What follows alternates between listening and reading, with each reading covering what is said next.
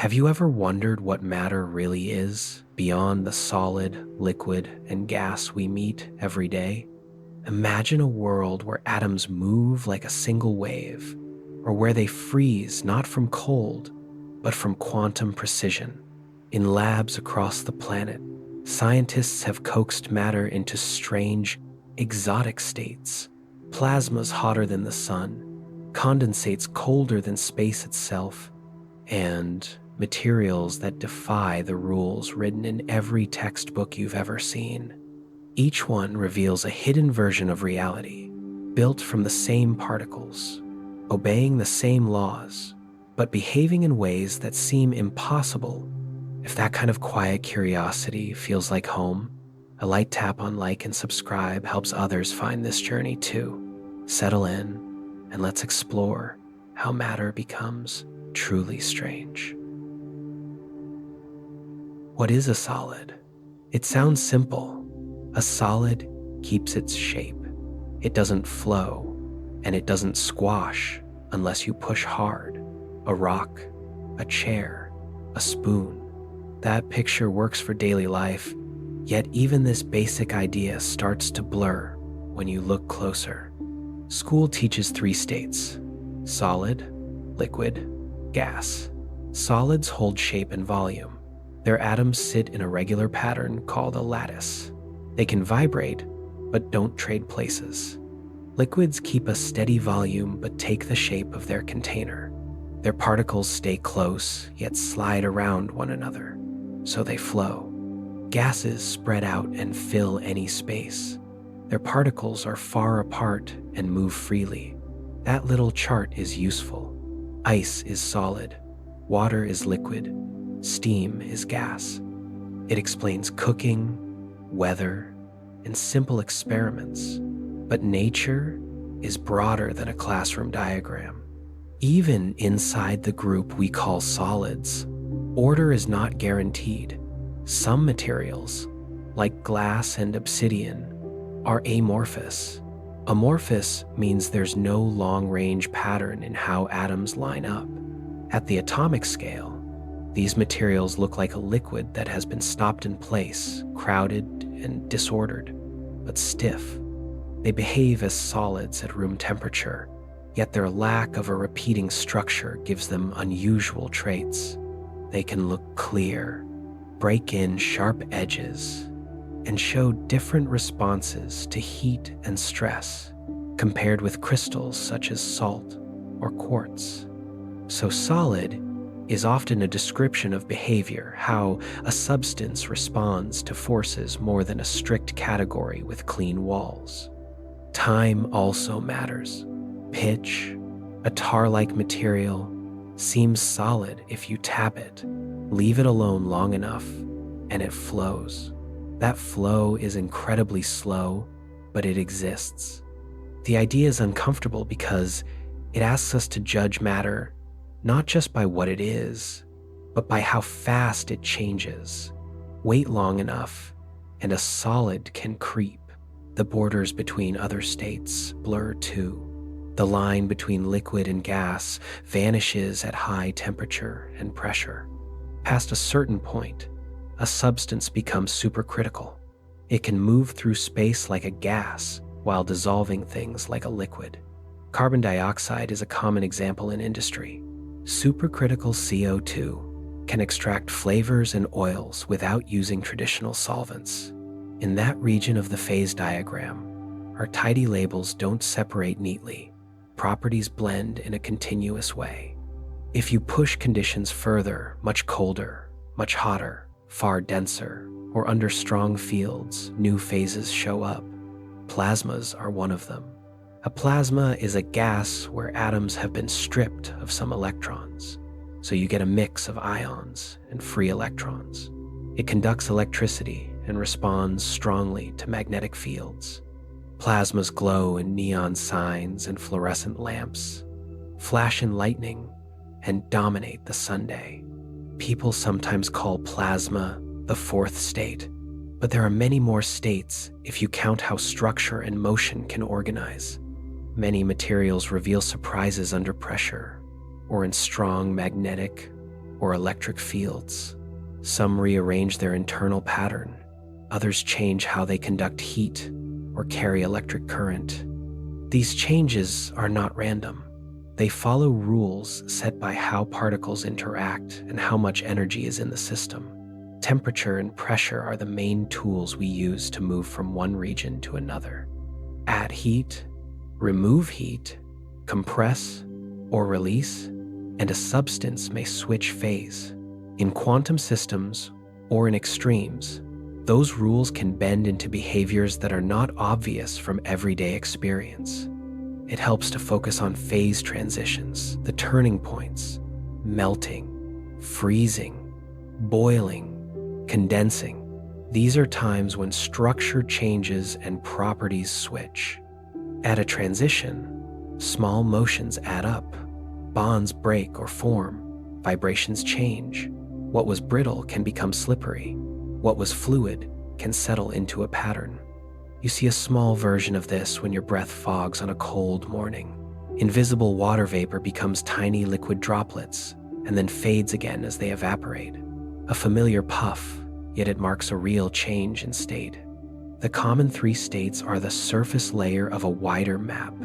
Below that surface lies a landscape of order and disorder, stability and slow drift. Nature only has to be consistent, not simple. Our categories help us navigate, but they are tools, not borders. This brings us back to solids and to a famous story about glass. People sometimes say that old windows are thicker at the bottom because glass flowed over centuries. The story is neat, and it feels like it respects slow time, but it confuses how glass is made with how it behaves at room temperature. Glass is an amorphous solid. Unlike a crystal, it does not have a repeating pattern over long distances. If you could zoom in on quartz, you would see a tidy three-dimensional grid, the same motif repeated again and again. In glass, the atoms are arranged in a disordered network. They are locked together, they vibrate in place, but they do not line up into a crystal pattern. Think of a crowd that has stopped moving. People are close, they are not trading places, yet they never formed rows. That lack of long-range order explains several traits. Glass can be transparent across a broad range of wavelengths. It can shatter into irregular pieces. It softens smoothly with heat instead of melting at a sharp, single temperature like many crystals. These are signs of structure, not of slow flowing under normal conditions. Why are old panes uneven then? Historical method. Before modern float glass production, makers used crown and cylinder techniques. In the crown method, a glass blower spun a disc of molten glass and later cut panes from it. In the cylinder method, a long tube was blown, slit, reheated, and flattened. Both methods produced sheets with variable thickness. When installed, glaziers often put the heavier side down for stability. Careful surveys of antique windows show that the thicker edge can be at the bottom, the top, or the side. If gravity-driven flow at room temperature were the cause, the thicker edge would always be at the bottom. It is not. There is also the question of rate.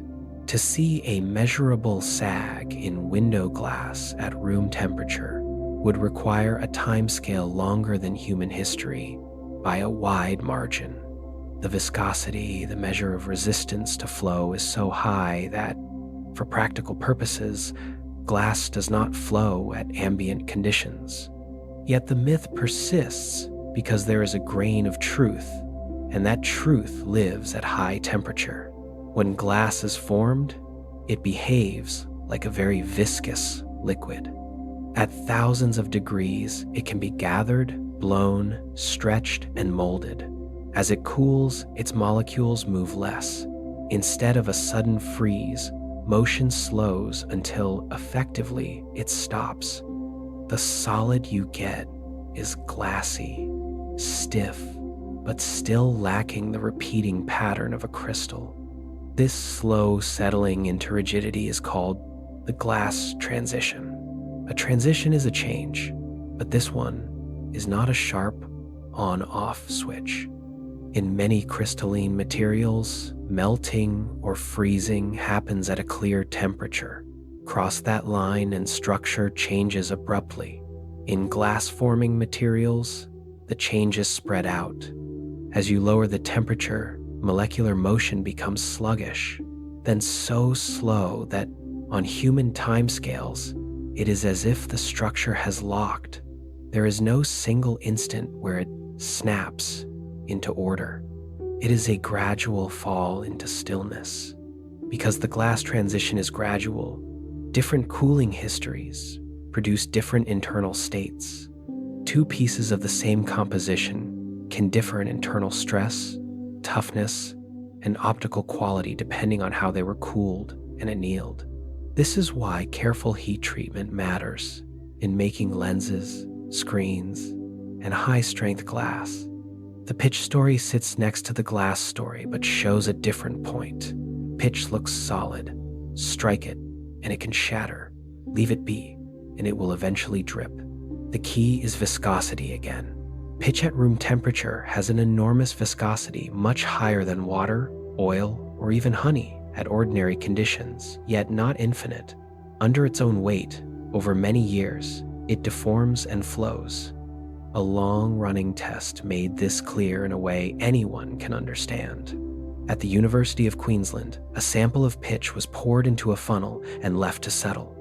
Once the material relaxed, the stem was opened, and the weighting began. A drop forms and detaches only after many years. The experiment began in 1927 and has produced drops at intervals on the order of years on a human calendar rather than minutes or days. It takes years for a single drop to form and fall. Despite appearances, pitch is flowing just at a rate so slow that human time can barely register it. This kind of near-frozen flow is not unique to pitch or to glass. Many plastics creep under steady load. Even metals do, if the stress is high enough or the temperature is right.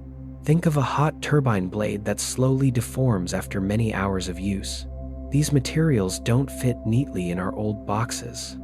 They blur the line between fluid and solid and remind us that a state of matter often depends on timescale.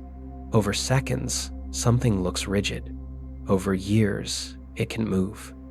Obsidian belongs to the same broad family of amorphous materials.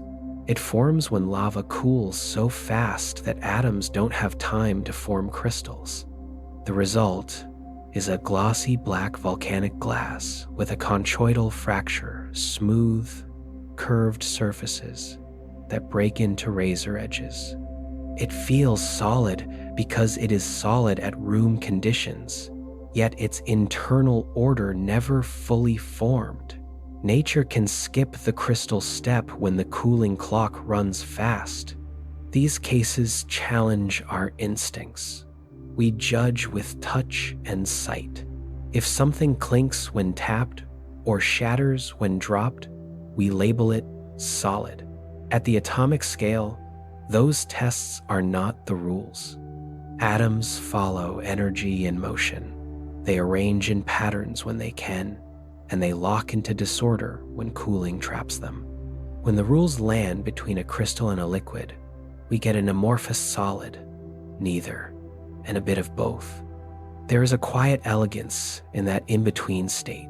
It is stillness that is not completely still, structure that never quite finished organizing, a window pane with tiny internal stress, a shard of obsidian with a smooth break, a pitch that drips once in many years. All of them show that matter is not in a hurry to pick a perfect label.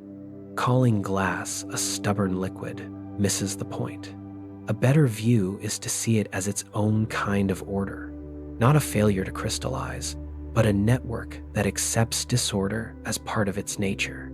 In a world that loves sharp borders, glass offers a softer boundary and teaches that some materials slip between the lines. without losing their identity. Ask people to list the states of matter, and you often hear the classic 3. Someone might add plasma, like a late guest. Yet plasma is not rare at all. It is the most common state in the visible universe. It is scarce at Earth's surface, but the cosmos runs on it. Stars are hot plasma spheres. The sun, bright nebulae, and much of the thin gas between stars and galaxies are plasma. Even the curtains of the northern and southern lights are shaped by it. Plasma is an ionized gas. Add enough energy by heating or with electric fields, and some electrons break free from their atoms. The gas is no longer a collection of neutral atoms. It becomes a mix of positively charged ions and free electrons that move and interact together. That change unlocks new behavior. The material conducts electricity well. It makes and responds to magnetic fields. It supports waves, filaments, and sudden bursts that can travel and twist over long distances. We do not meet plasma often in daily life, but it is here. Lightning is a short, bright channel of plasma. Flames can have a small plasma component at high temperature. Neon signs and fluorescent lights use low-pressure gases energized by electricity. The glow you see is the light from atoms and ions as electrons drop to lower energy levels. Some welding tools rely on a focused plasma jet to melt and cut metal. What makes plasma feel so different is its sensitivity to electromagnetic forces. A neutral gas drifts and mixes. A plasma can be guided, confined, or shaped by electric and magnetic fields. Engineers use this fact to hold hot plasmas in ring-shaped devices called tokamaks and in other magnetic traps. The goal is fusion energy squeezing light nuclei so they join and release energy, as in the sundae, containing that hot, moving, charged soup is hard. The plasma pushes back with its own fields and develops waves and instabilities. It can kink, ripple, and snap in ways that need careful control. Some of the most beautiful natural patterns come from plasma physics.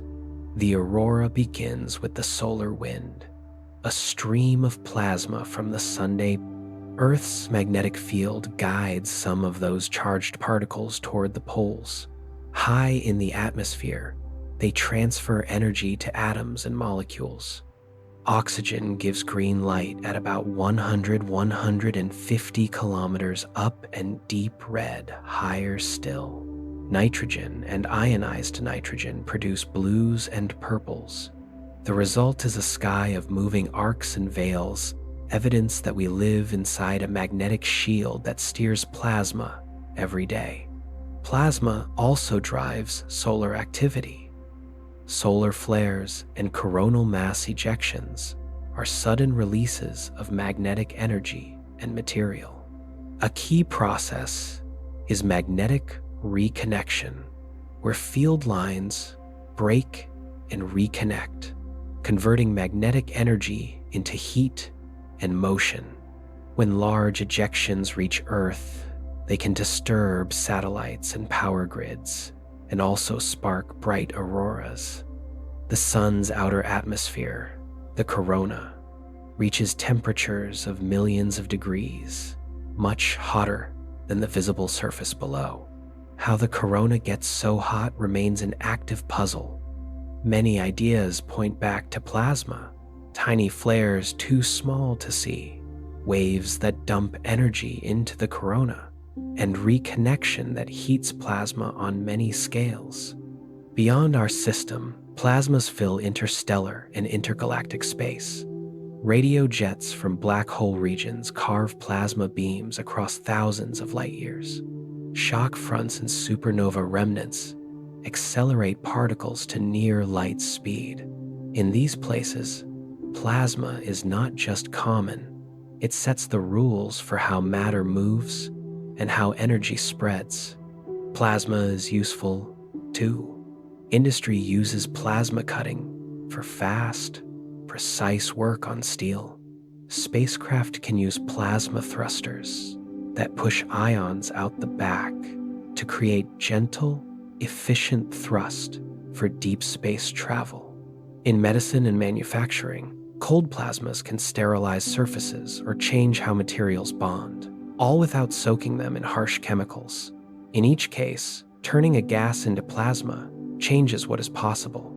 Plasma asks us to rethink our simple ladder of states. Adding energy does not only make molecules move faster, it can change the kind of order a material supports. A gas can become a conductor, a wave carrier, a lattice of filaments that flicker and align with fields. The rules shift from neutral collisions to charged interactions. Matter remains matter, but it plays by a different set of cues. Now, turn to the opposite extreme. Instead of heating, imagine chilling atoms more and more. You slow their motion with laser light and magnetic traps. The temperature falls toward absolute zero, where random thermal motion is as small as nature allows. In that deep cold, a strange order appears. Atoms that once behaved like many separate walkers begin to act as one. This is the Bose-Einstein condensate, or BEC. The name is long, the idea is crisp. At very low temperature, certain atoms can occupy the same quantum state. Quantum means we must think in terms of waves as well as particles. Each atom has a wave function, which is a way to describe where it is likely to be and how it moves. At normal temperatures, those wave functions overlap a little but stay mostly separate. As the system cools, motion slows and the waves get broader. The spread increases until, instead of many small, private waves, the atoms share one large wave. Individual identity fades. The group behaves like a single quantum object. To make sense of that picture, keep the math in the background and focus on the steps. At room temperature, atoms jostle and collide. Their wave functions are narrow. Lower the temperature, and the thermal jostling weakens. Each particle's wave function extends, as if the fuzzy region that marks its likely position stretches out. As cooling continues, the spread becomes large compared with the spacing between atoms. Under the right conditions, the separate waves overlap in a way that locks their phase, a measure of the wave's timing so the atoms move together.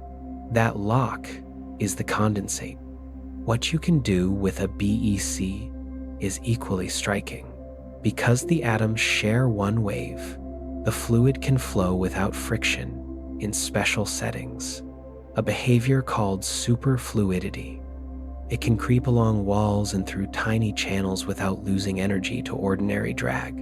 Light can pass through a BEC and slow down to walking speed in carefully tuned experiments because the shared wave responds as a whole. Tiny ripples, quantized vortices, can form in a rotating condensate, making patterns that reveal the fluid's deep order.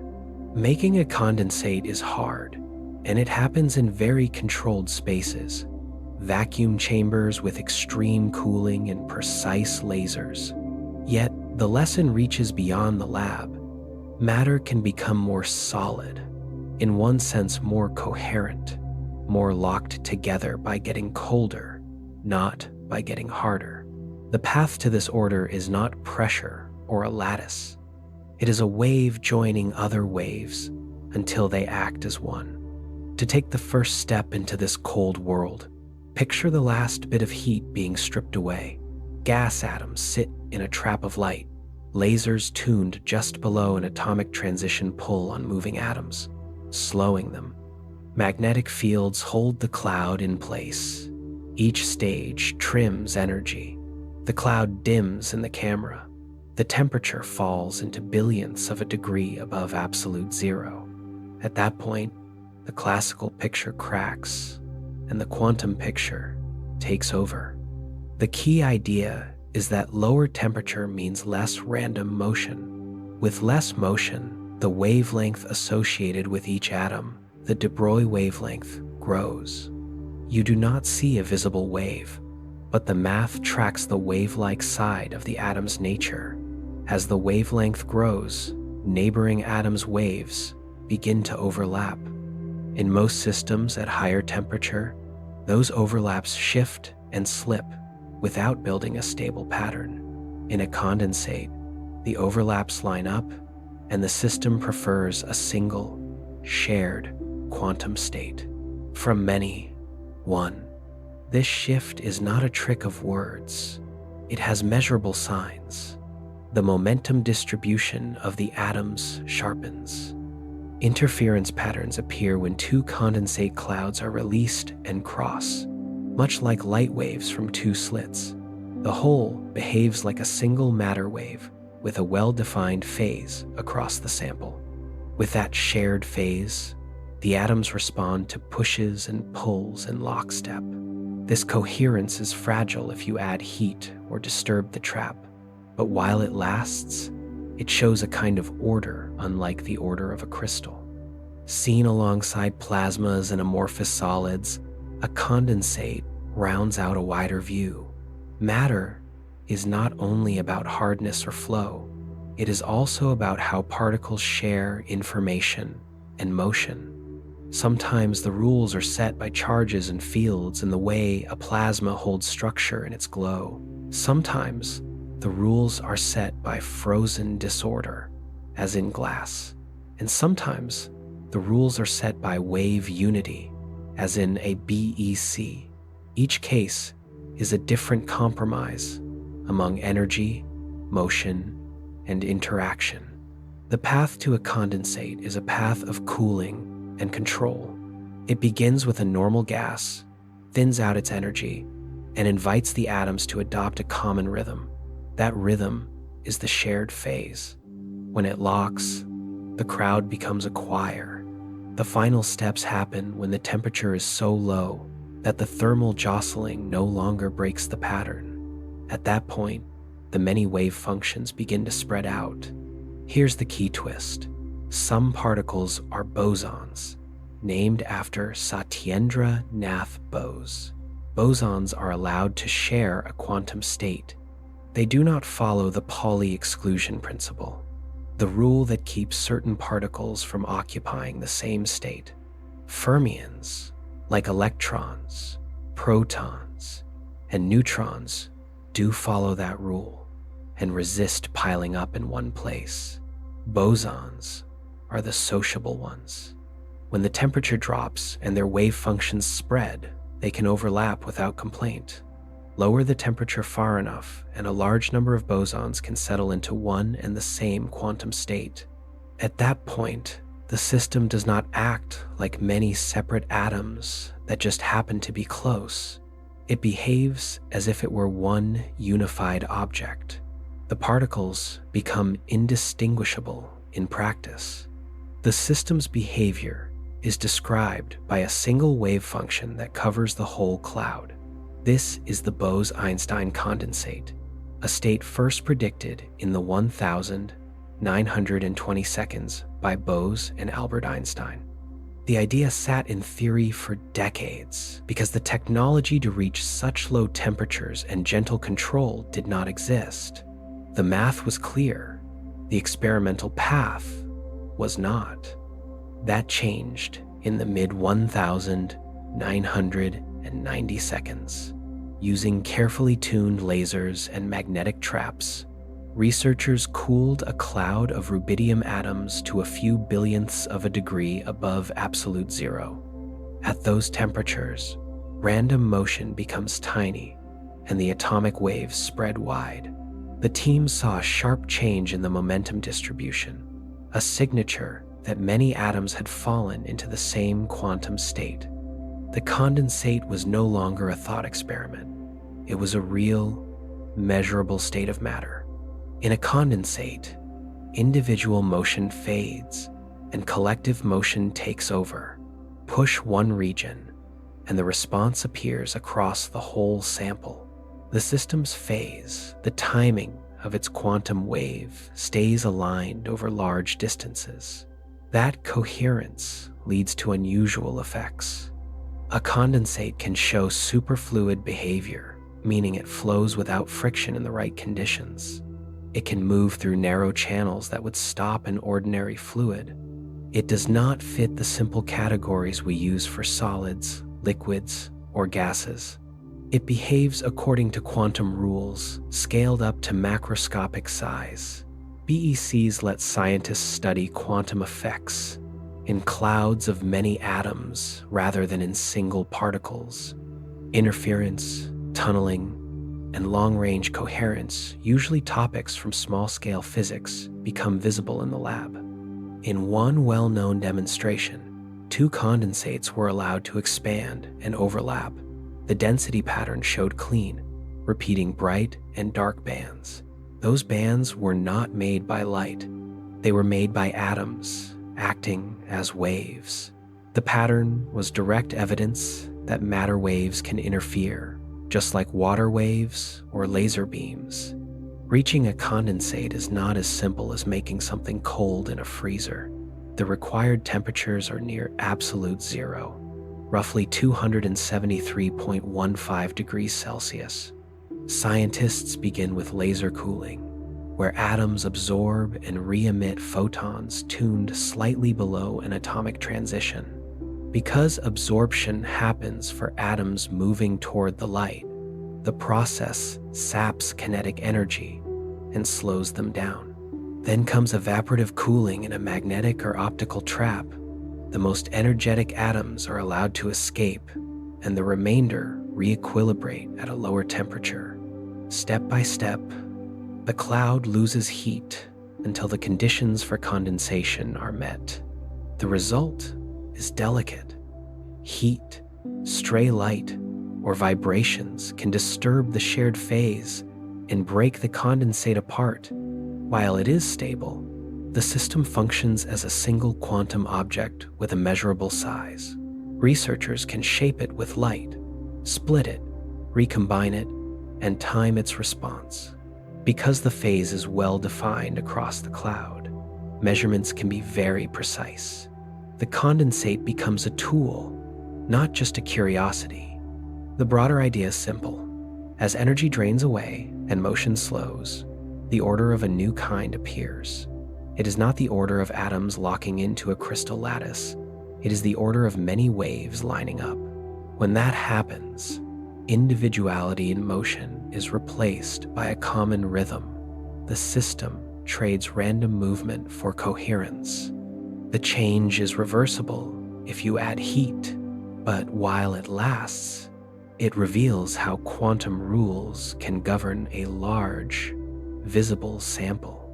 BECs have also become model systems for questions beyond atomic physics. Researchers use them to explore quantum phase transitions, where the ground state of a system changes as a control parameter, like interaction strength, is varied at zero temperature. They build analogs of horizons and study how waves behave near them, drawing connections to black hole physics. Because the system's parameters are adjustable, it serves as a clean testbed where predictions can be checked and new effects can be found. None of this would have moved from theory to practice without early insights into indistinguishable particles. Bose's work on light-treated photons as identical quanta that can share states. Einstein extended those ideas to atoms. Decades later, with new lasers, better vacuum, and precise magnetic control, the predicted state appeared in the lab. The chain from idea to device was long, and each link required both imagination and careful engineering. Now take the idea of frictionless flow and look at it in a different setting: superfluids. Picture a liquid set into motion in a ring. In an ordinary fluid, viscosity internal friction turns organized flow into heat, and the motion dies away. In a superfluid, that does not happen. The flow can persist with no measurable loss. Viscosity, as we usually define it, drops to zero for the component that is superfluid. Helium-4 is the classic case. Cool liquid helium below about 2.17 Kelvin, and it undergoes a transition into a superfluid phase, often called helium-2. To the eye, it still looks like a clear, cold liquid. Its mechanical behavior is different. One striking effect is the fountain effect. Put a fine capillary into a bath of superfluid helium and heat the capillary tip gently. Helium streams upward through the capillary and out, as if pushed by an unseen pump. The motion is driven by differences in chemical potential associated with temperature, not by usual pressure gradients. Superfluid helium can also climb walls in a thin film. A microscopic layer forms on surfaces and can flow up and over the rim of a container. The film does not stop at the edge because the superfluid component faces no viscous penalty for moving, and the system seeks to equalize the chemical potential. The same lack of resistance allows the liquid to leak through tiny pores that would block ordinary liquids. Containment becomes a design problem. Even small imperfections can act as paths. Quantum rules set the stage for these behaviors. At low temperature, a large fraction of helium, 4 atoms occupy the lowest energy state allowed by the liquid, resulting in long-range phase coherence. The flow becomes quantized. That means circulation can take only specific values, rather than any value in a continuous range. Stirring the liquid does not produce random, decaying eddies. Instead, it produces quantized vortices, small, stable whirlpools with a fixed amount of circulation. They persist because there is no viscous path to damp them out, and interactions between vortices follow clear, simple rules compared with ordinary turbulence. The persistence of motion is not just a slogan. In experiments with torus-shaped containers, superfluid helium has been seen to maintain flow for very long times, without slowing. The timescales can be hours, days, or longer, limited by imperfections or interactions with any remaining normal, non-superfluid component. The system acts like a frictionless flywheel for fluid motion. Superfluid behavior is not limited to helium-4. Helium-3, an isotope with 1 fewer neutron, also becomes superfluid, but its path is different. Helium-3 atoms are fermions. Fermions cannot crowd into the same quantum state the way bosons can. To reach a superfluid phase, helium-3 atoms pair up in a way that changes the effective statistics, similar to how electrons pair in a superconductor. These pairs act as composite bosons.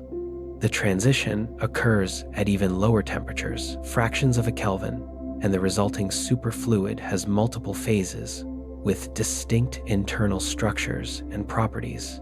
Each phase reflects a different way the pairs organize their spin and orbital motion. The details are rich, and the temperature control must be extremely precise to map them. What ties BECs and superfluids together is coherence. In a condensate, bosonic atoms share one state. In helium-4, a large part of the liquid's atoms behave in lockstep, giving rise to frictionless flow and quantized vortices.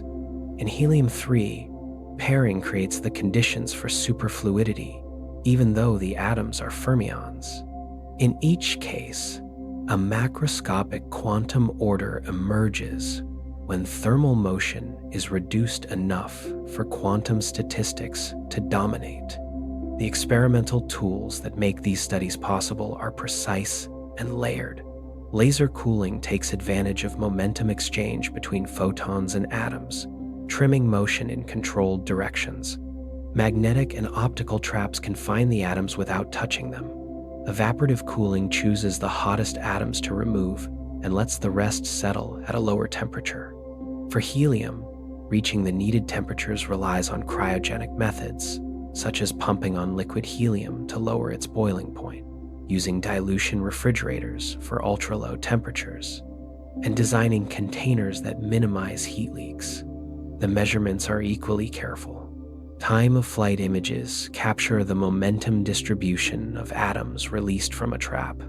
Interferometric setups reveal phase coherence by overlapping two matter waves. In superfluids, second sound waves, temperature waves, distinct from ordinary pressure waves, carry information about the fraction of the liquid that is superfluid. Observing tiny jets in the fountain effect or thin films creeping over edges requires clean apparatus and stable conditions. These systems also provide analogs and tools for other areas. Quantized vortices help researchers study turbulence in a simpler, more controlled form. Stable, long-lived flows in rings connect to ideas in precision sensing. The sensitivity of a condensate's phase makes it a candidate for gyroscopes and gravity probes.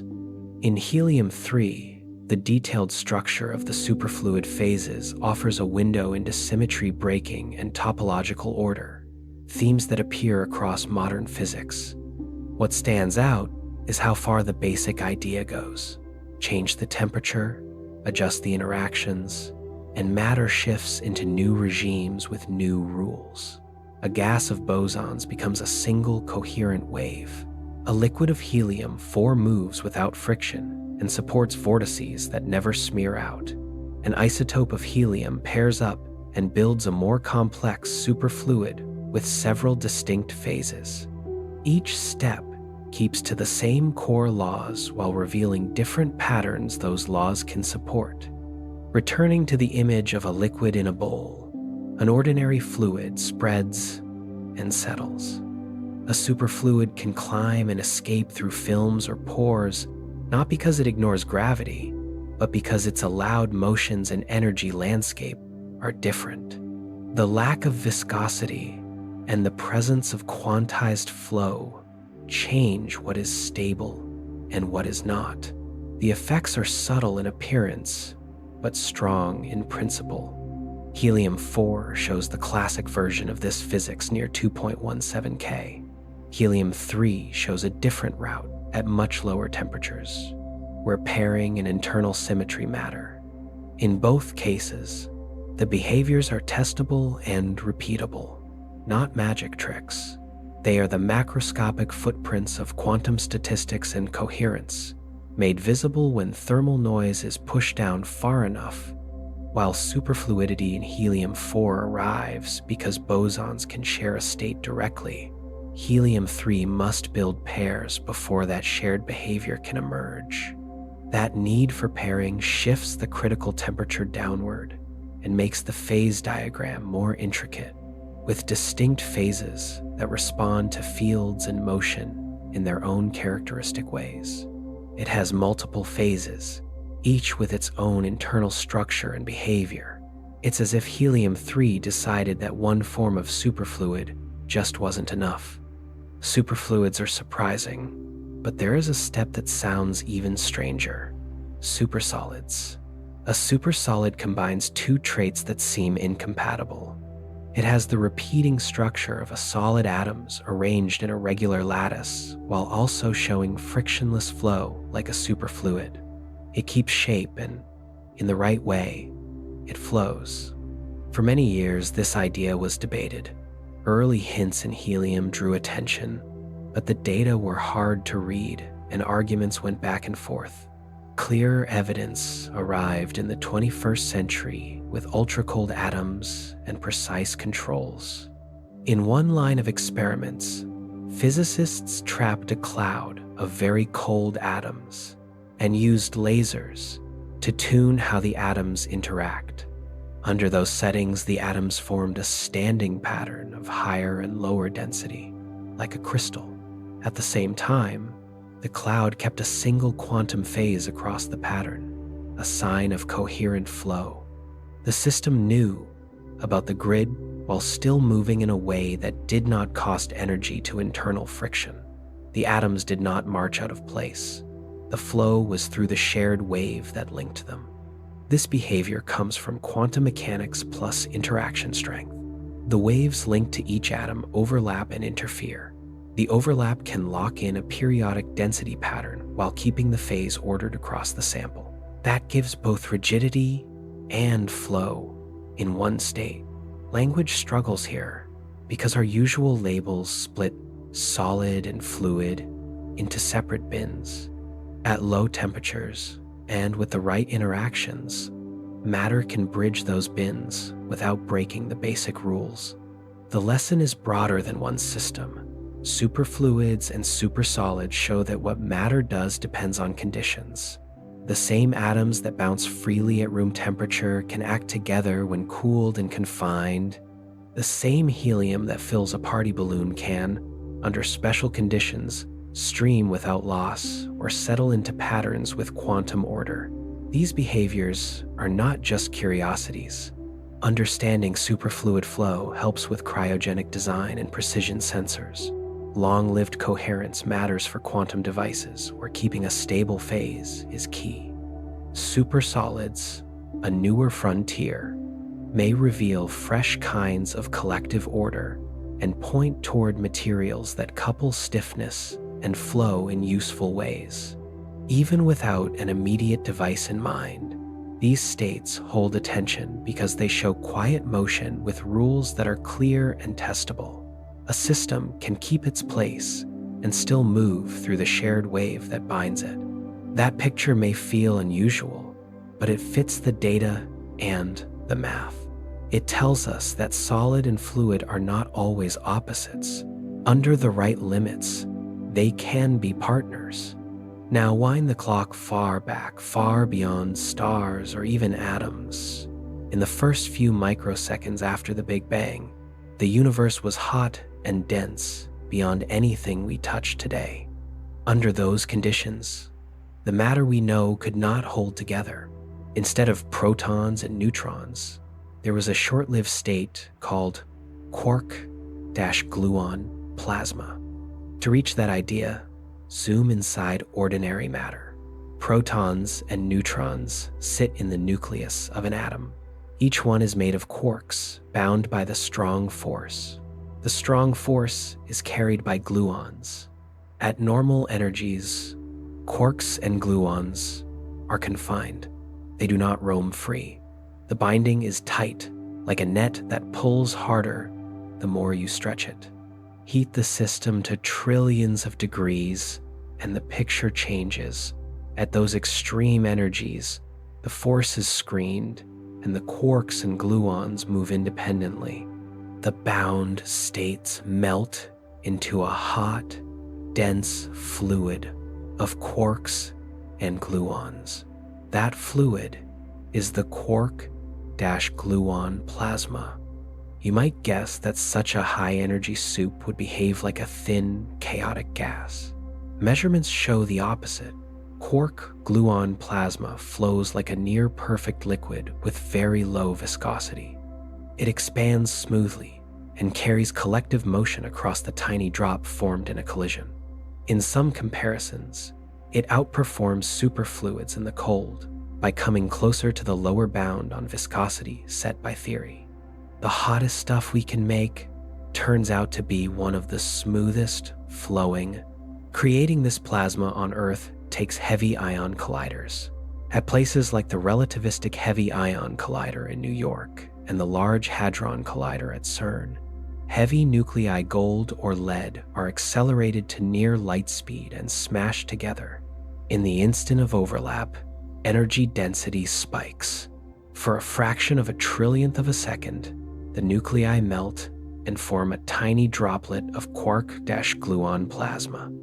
It then cools and turns back into hadrons, particles like pions, protons, and neutrons, as the strong force pulls quarks into bound states again. Physicists read these events by tracking thousands of particles that fly out as the droplet freezes. The pattern of directions and speeds records how the fluid expanded. These flow measurements tell us about the plasma's viscosity, and how it responds to pressure. From that, we learn about the strong force in a regime that is impossible to study in any other way. The data connect to the early universe, where a much larger and longer-lived version of the same plasma-filled space before it cooled into the building blocks of matter. Quark-gluon plasma also touches deep questions about symmetry. The Big Bang should have made matter and antimatter in equal amounts. Today, we see matter winning by a large margin. The exact reason needs physics beyond simple heating, yet the extreme conditions in and near the quark-gluon plasma phase may have set the table for the processes that tipped the balance. By checking how the plasma behaves and how tiny differences can grow, scientists refine the story of how the early universe moved from symmetry toward the matter-dominated world we observe. This plasma is brief. It forms and cools within microseconds in the early cosmos, and within less than a trillionth of a second in a collider. As it cools, the strong force tightens and hadronization begins. Quarks lock into pairs and triplets, and the familiar family of hadrons appears. Protons and neutrons are among the early results, setting the stage for light nuclei to form minutes later when conditions allow. From there, the long path to atoms, stars, and planets follows. The extreme state may not be entirely a thing of the past. Inside neutron stars, city-sized remnants of massive stars, the density is so high that the inner core could host forms of matter where quarks are less tightly confined than in ordinary nuclei. There is even a proposal for quark stars, objects denser than neutron stars where quark matter fills the core or the entire body. These remain hypothetical, but observations of mass, radius, and cooling behavior keep the search active. If such objects exist, they would be cosmic samples of high-density quark matter, frozen records of conditions not far from those after the Big Bang. Gluons sit at the center of all this. They carry the strong force and keep quarks bound at ordinary energies. The strong force is powerful, far stronger than electromagnetism at nuclear distances, but it drops off quickly with range. At high temperature or density, screening effects weaken confinement enough to let quarks and gluons move within the plasma. As the system cools, confinement returns. You can think of it as an elastic system with a sharp reset. Stretch hard enough, and the net opens. Relax, and it snaps shut. The return to bound states is rapid, which is why the plasma exists only for a blink. It is useful to keep the scale in mind. Temperatures in collider-made quark-gluon plasma reach several trillion Kelvin. That is far above the center of any star. The droplets are tiny, smaller than a nucleus, and live for extremely short times, but they carry clear signatures. The shapes of the particle sprays tell us the fluid was there and that it flowed. The relative numbers of particles tell us how it cooled and recombined. Each collision is a small replay of the universe's first instant. These studies remind us that the particles we take as basic are built from even smaller parts. Protons and neutrons are not indivisible. They are stable, bound states that formed as the universe cooled. The matter in your body is, in that sense, the cooled and confined remnant of an earlier, hotter phase. Day to day, we live at room temperature and standard pressure, where atoms are calm and chemistry works. The history of those atoms includes a time when the same ingredients were free in a hot fluid ruled by the strong force. Quark-gluon plasma research pushes the limits of both theory and equipment. It needs high vacuum, strong magnets, fast detectors, and careful statistics. It also needs clear ideas about how the strong force behaves as conditions change. Two key ideas help: confinement explains why we do not see free quarks at low energy. The force grows with separation. Asymptotic freedom explains why, at very high energy, the strong force gets weaker, and quarks behave almost like free particles for short times and distances. The plasma sits in the crossover where quarks are not locked in hadrons, yet interactions are still strong enough to create a liquid with collective flow. By building and analyzing this state, we learn not just about early times, but about the range of what matter can be. Near absolute zero, atoms can join a single wave in a Bose-Einstein condensate. At a few Kelvin, helium can flow without friction as a superfluid. In special settings, a system can be both ordered and flowing as a supersolid. At the other extreme, at trillions of Kelvin, quarks and gluons make a hot liquid with tiny viscosity that expands and cools into the blocks of ordinary matter. Across all of these cases, the rules are the same. The outcomes differ with temperature, density, and interaction strength. The strong force is at the heart of the hot case. Gluons do not only transmit it, they also carry color charge themselves, so they interact with one another. That self-interaction is part of what makes the theory rich, and the plasma behave like a liquid. When energy is high, the effective grip loosens. When energy drops, the force locks quarks into hadrons very quickly. Without gluons, quarks would not bind into protons and neutrons. Without those bound states, atoms would not exist. It is striking to realize that protons and neutrons, the sturdy cores of atoms, are products of cooling. They were not present in the earliest instant. They emerged when the fire eased enough for binding to work. We live comfortably near 20 degrees Celsius while carrying matter that, by its deep history, once traced back to conditions millions of times hotter than the center of the sundae.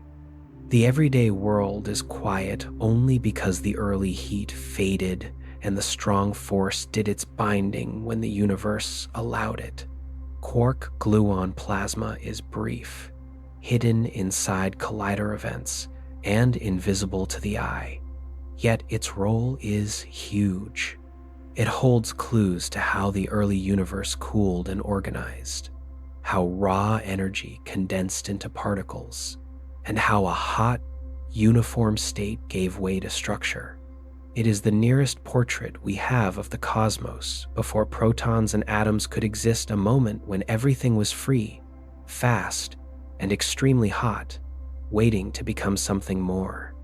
Now, picture a pendulum that never slows, not because it draws power from a motor or a spring, but because it simply keeps swinging on its own.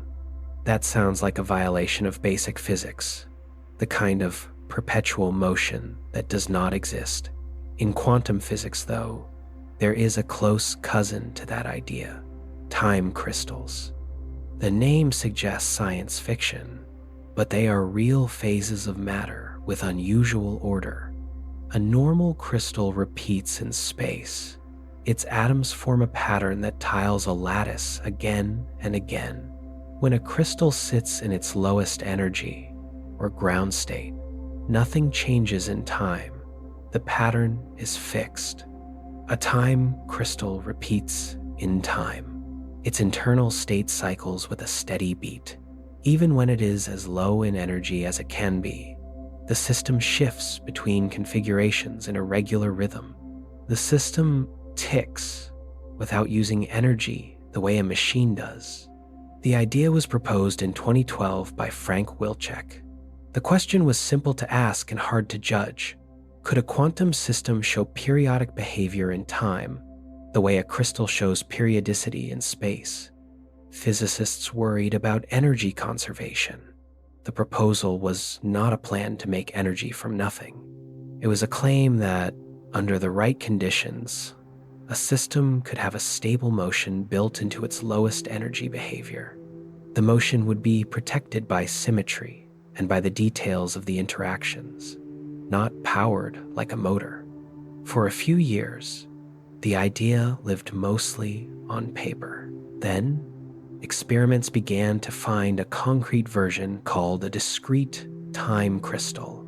These are systems that are driven by a periodic kick, such as a train of laser pulses or a repeated set of microwave operations. A normal-driven system echoes the drive. Kick it every t seconds, and it responds every t seconds. A discrete time crystal breaks that timing. Kick every t, and the system settles into a steady response every 2 tons or another multiple, and it keeps that subharmonic rhythm without drifting. It is as if you tap a table once every 2 seconds, and the table answers with a stable beat every 4 seconds, on and on. This matters because the pattern is not a simple copy of the input. The system finds its own tempo and locks to it. In many body settings, collections of many interacting particles disorder and a phenomenon called many-body localization can keep the energy from spreading and heating the system. The drive keeps time, but it does not pump the system into a hot, featureless state. Instead, the ordered rhythm persists. Different platforms have made time crystals. Chains of trapped ions use laser pulses to flip and interact qubits in a repeating sequence. Nitrogen vacancy centers in diamond use microwave drives to create and read out subharmonic responses. Superconducting qubits arranged on a chip can be programmed to follow a pattern of gates that shows robust period doubling. In one high-profile result, a quantum processor called Sycamore used carefully designed pulses to flip between states with a stable rhythm that resisted noise for many cycles. The device did not run on free energy. Rather, its pattern was protected by the structure of the driven system. To make sense of the words, unpack a few key ideas. A ground state is the lowest energy configuration a system can reach.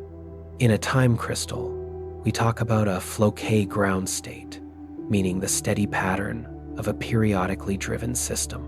Subharmonic response means the system repeats only after multiple drive periods. Many-body localization means that disorder plus interactions can trap energy locally so it does not smear out as heat.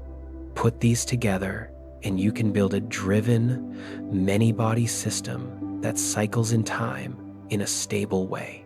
Why is this not a loophole in thermodynamics? Because nothing is creating energy.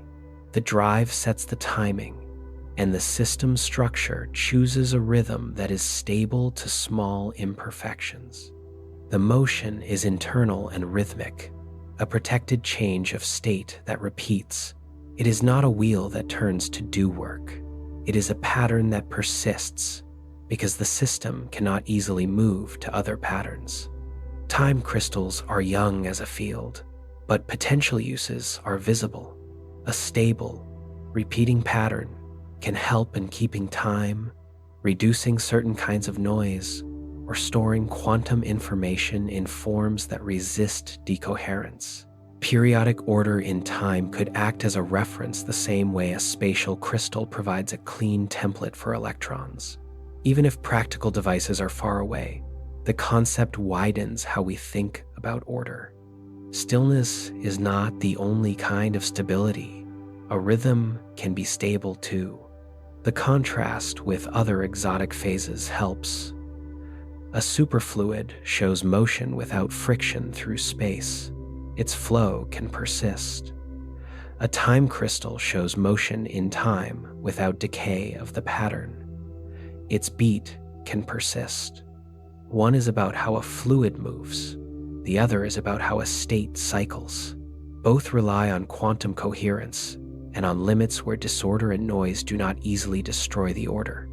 There is also a broader lesson about symmetry.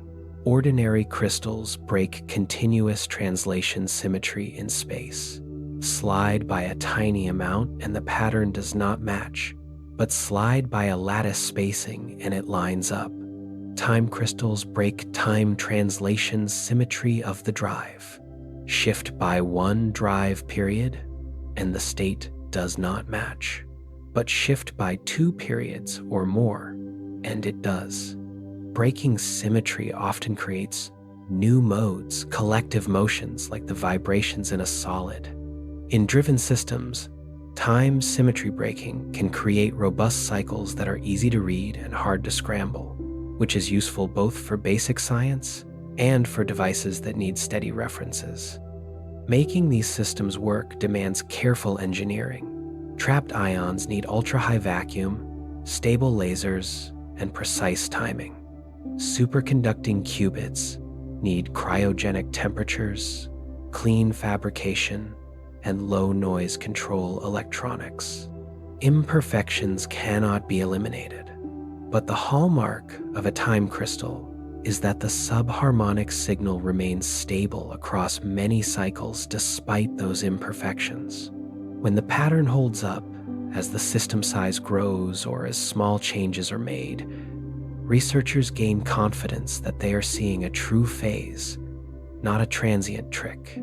As we widen the catalog of phases, superfluids, supersolids, quark, gluon plasma, time crystals, the common thread is not one substance, but the conditions: temperature, density, interaction, strength, drive, and disorder set the stage. Change the stage and familiar particles arrange themselves in unfamiliar ways. Sometimes order appears at extreme cold when motion slows and waves line up. Sometimes order appears at extreme heat when a fluid of quarks flows with tiny viscosity. And sometimes order appears in time where a system finds a repeating beat and holds it. There is a human side to this story. New phases often start as ideas that sound odd. They move to simple toy models, then to careful designs, then to first signals, then to stronger proofs. Along the way, methods improve and the language sharpens. Time crystals followed that path from proposal to demonstration to expanding platforms.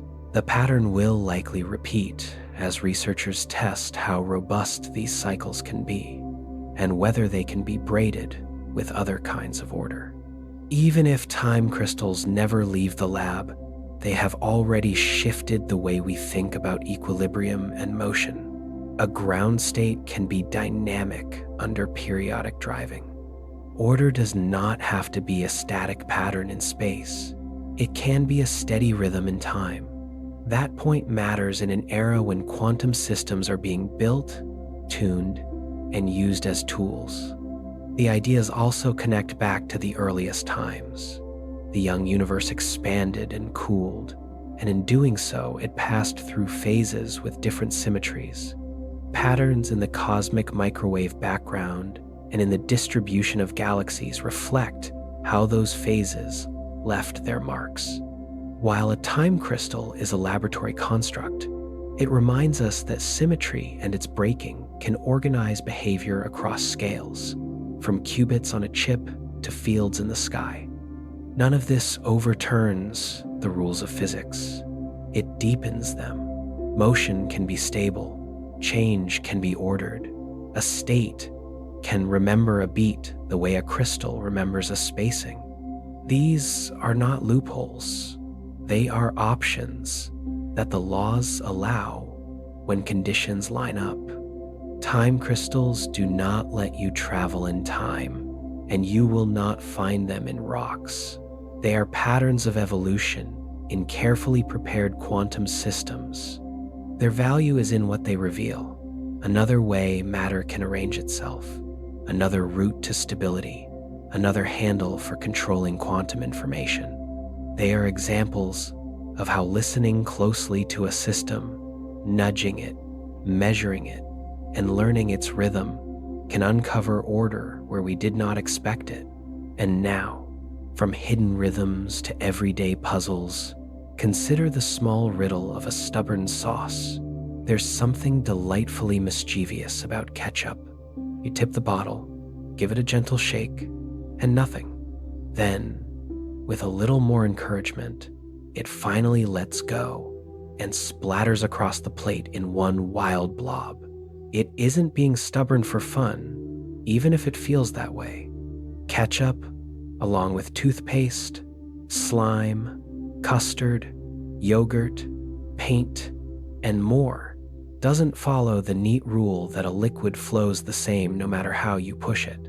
These are non-Newtonian fluids, and they bend the usual link between push and flow. Start with Isaac Newton's simple picture for ordinary fluids. In a Newtonian fluid, the viscosity, its internal thickness, stays constant. Water is the classic case. Pour it gently or stir it hard. The resistance you feel is roughly the same. Honey is thicker than water, but still Newtonian. Double the push, double the flow rate. Non-Newtonian fluids break that link. Their viscosity changes under stress. Some get thinner when stirred or shaken. Others harden when hit. Some stretch slowly but snap if pulled fast. Our everyday world is full of them once you know what to look for. Take oobleck, a mix of cornstarch and water you can make at home. Stir it slowly and it oozes like a liquid. Slam it with your hand and it behaves like a solid. The reason lives in its microstructure. Cornstarch grains are suspended in water with only a small gap between them. Move slowly and water can slide between the grains, letting them rearrange. Hit it quickly and the grains jam together, building a temporary scaffold that resists motion. This is shear thickening. The harder you push, the thicker it gets. Picture a hallway full of people. If everyone walks calmly, you can weave through. If someone sprints, bodies jam, and the flow stops. Other fluids do the opposite. Ketchup, shampoo, and many paints are shear thinning, sitting still. Their internal structure, entangled chains, tiny particles, or weak bonds, keeps them thick. Agitate them, and the structure loosens, so they flow more easily. That is why a ketchup bottle needs a shake before it pours, and why paint spreads smoothly under a roller, yet doesn't drip like water when left alone. Engineers tune these recipes so the materials behave well in real use. Steady on the shelf, smooth in motion. Some materials are both fluid and springy. These are viscoelastic. Slime is a good example. Pull it slowly and long chain molecules, polymers uncoil and slide, so the slime stretches. Yank fast, and the chains don't have time to move past one another. They resist, and the slime snaps. Bread dough, chewing gum, and even silly putty show the same push and weight behavior. No single label captures them. Time matters as much as force. Gels push the idea further. A gel is mostly liquid trapped in a solid-like network. Think of hair gel, gelatin desserts, or soft contact lenses. The liquid water can move locally, but a web of molecules or particles forms a cage that holds the shape. Tap a gel, and it wobbles, because the network stores and releases energy like a spring. Warm it, change the salt level, or add an acid, and the network can weaken, letting the gel relax or even melt. Amorphous solids sit near this family. Unlike crystals, which have atoms in repeating patterns, amorphous solids lack long-range order. Glass, many plastics, waxes, and some rubbers fit here. At room temperature, they hold shape, yet under heat or long stress, they can creep or flow very slowly. Their solidity is real but conditional. This reminds us that labels like solid and liquid are not hard walls. They are zones of behavior. Biology also lives in this messy middle. Blood is shear thinning, which helps it flow through narrow vessels, which helps it flow through narrow vessels. Mucus and saliva are viscoelastic, which helps protect and lubricate tissues. Egg whites change texture with stress and heat as proteins unfold and link together. Wet sand stiffens under your feet when you walk quickly because the grains jam and the water between them cannot escape fast enough. The same beach feels soft when you stand still. These materials are not just curiosities, they are tools.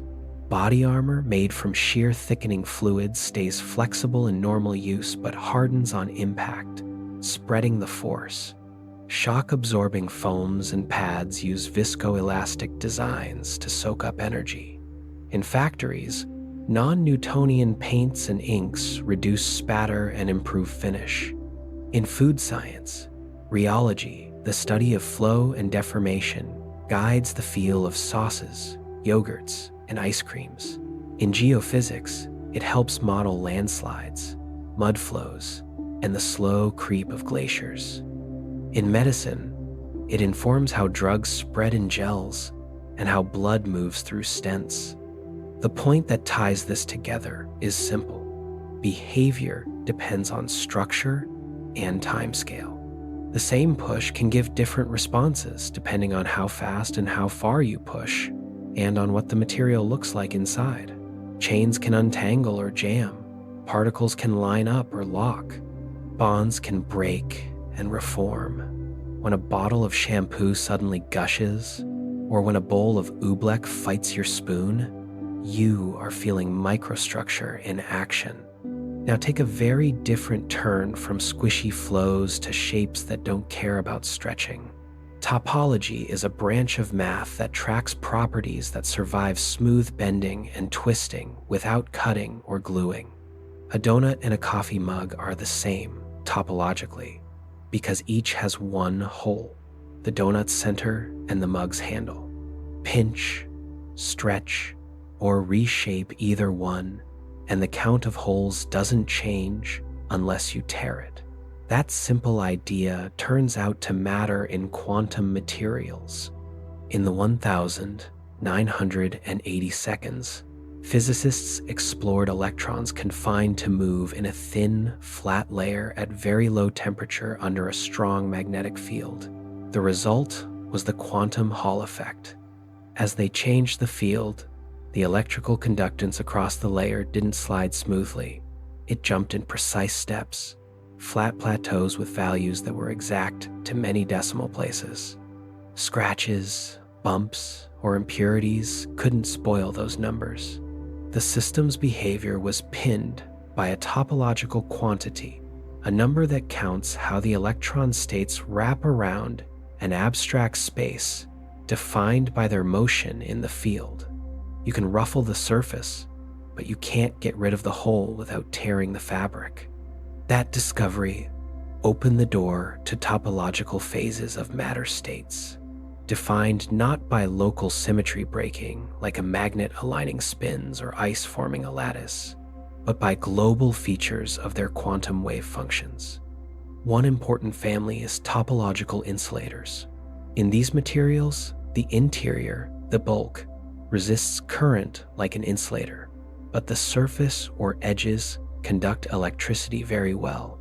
Picture a chocolate truffle that is quiet inside, but whose outer skin carries charge almost perfectly. That edge conduction is protected. Bend the sample, roughen the edge, or add small defects, and the current still flows along the boundary because the topological hole count hasn't changed. What protects it?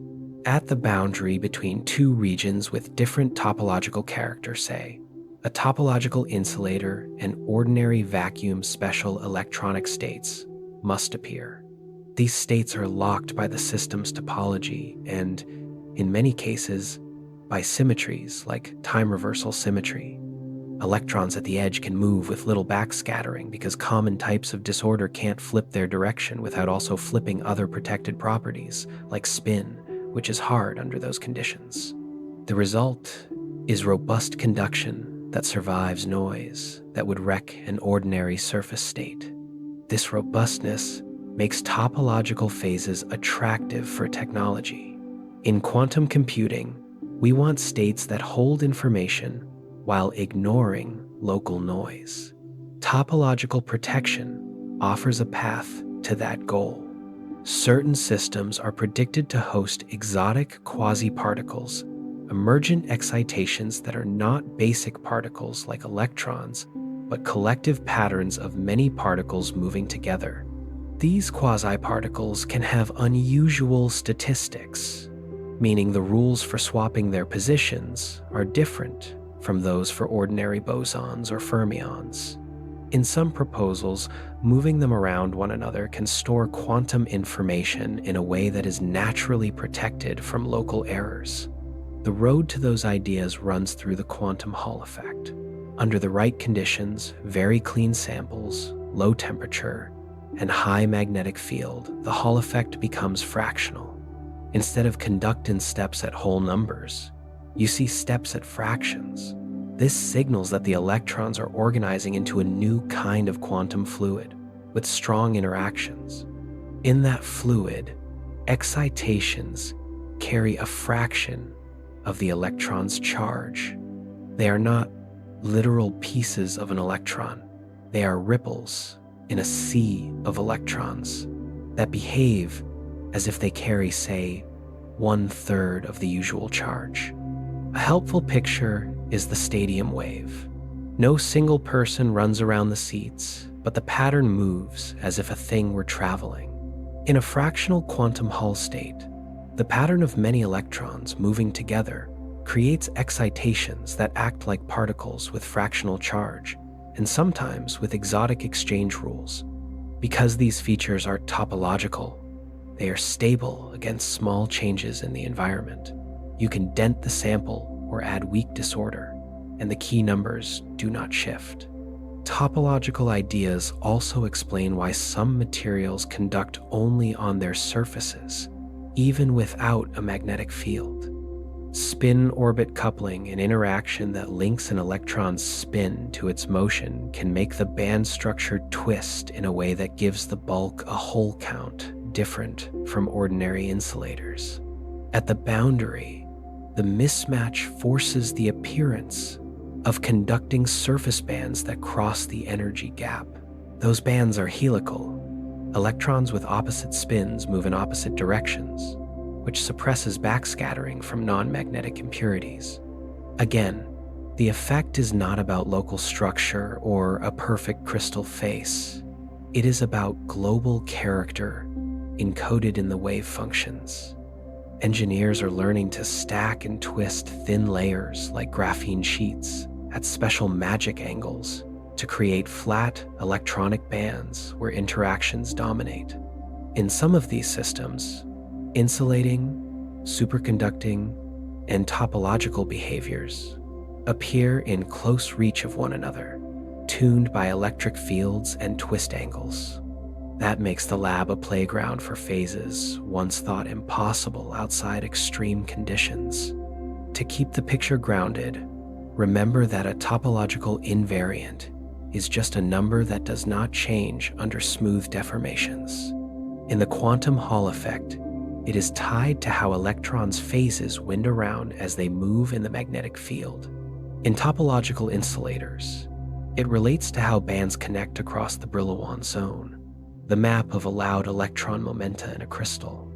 The math can be heavy, but the physical message is simple. When that number differs inside and out, the boundary must host special states. Those states give protected edge or surface conduction. All of this shows another way that matter organizes, not by lining up atoms in neat rows, not by freezing motion to zero, and not by flowing without friction, but by tying the system's behavior to a shape in an abstract space that cannot be untied without a tear.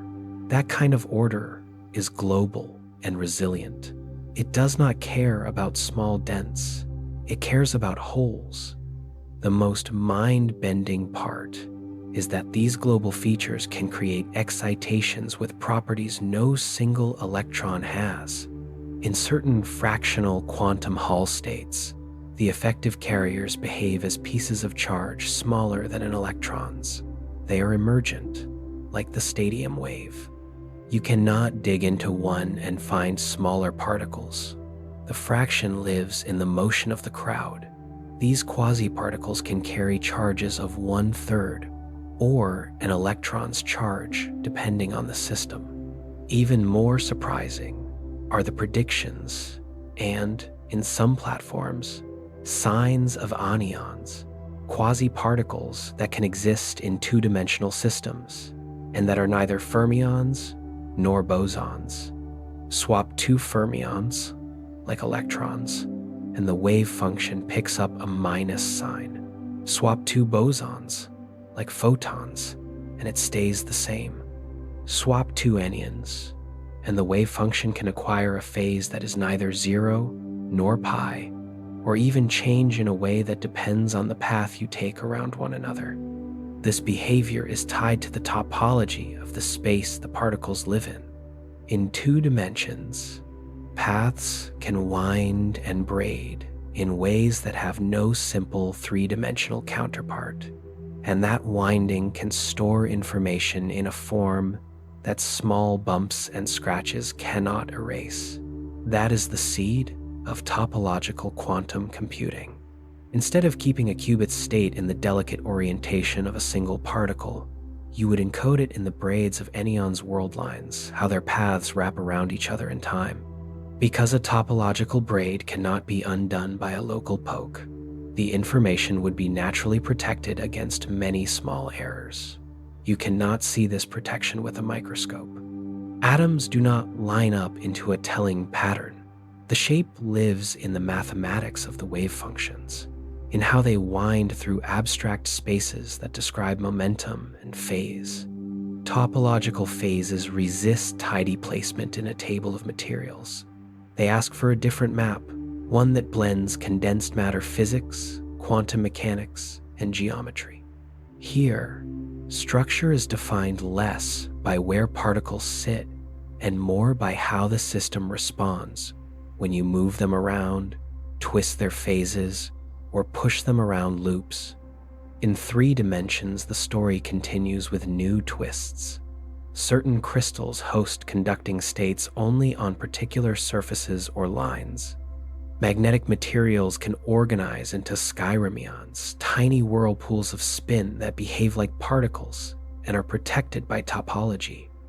It takes energy to unwind a skyremion, so it can carry information robustly in a magnetic memory without being erased by small defects. Robustness is the headline. Ordinary conductors lose performance when they get dirty. Topological systems keep key features because those features are anchored in global properties. You can dent, bend, or dope the material within limits, and the protected edge states remain.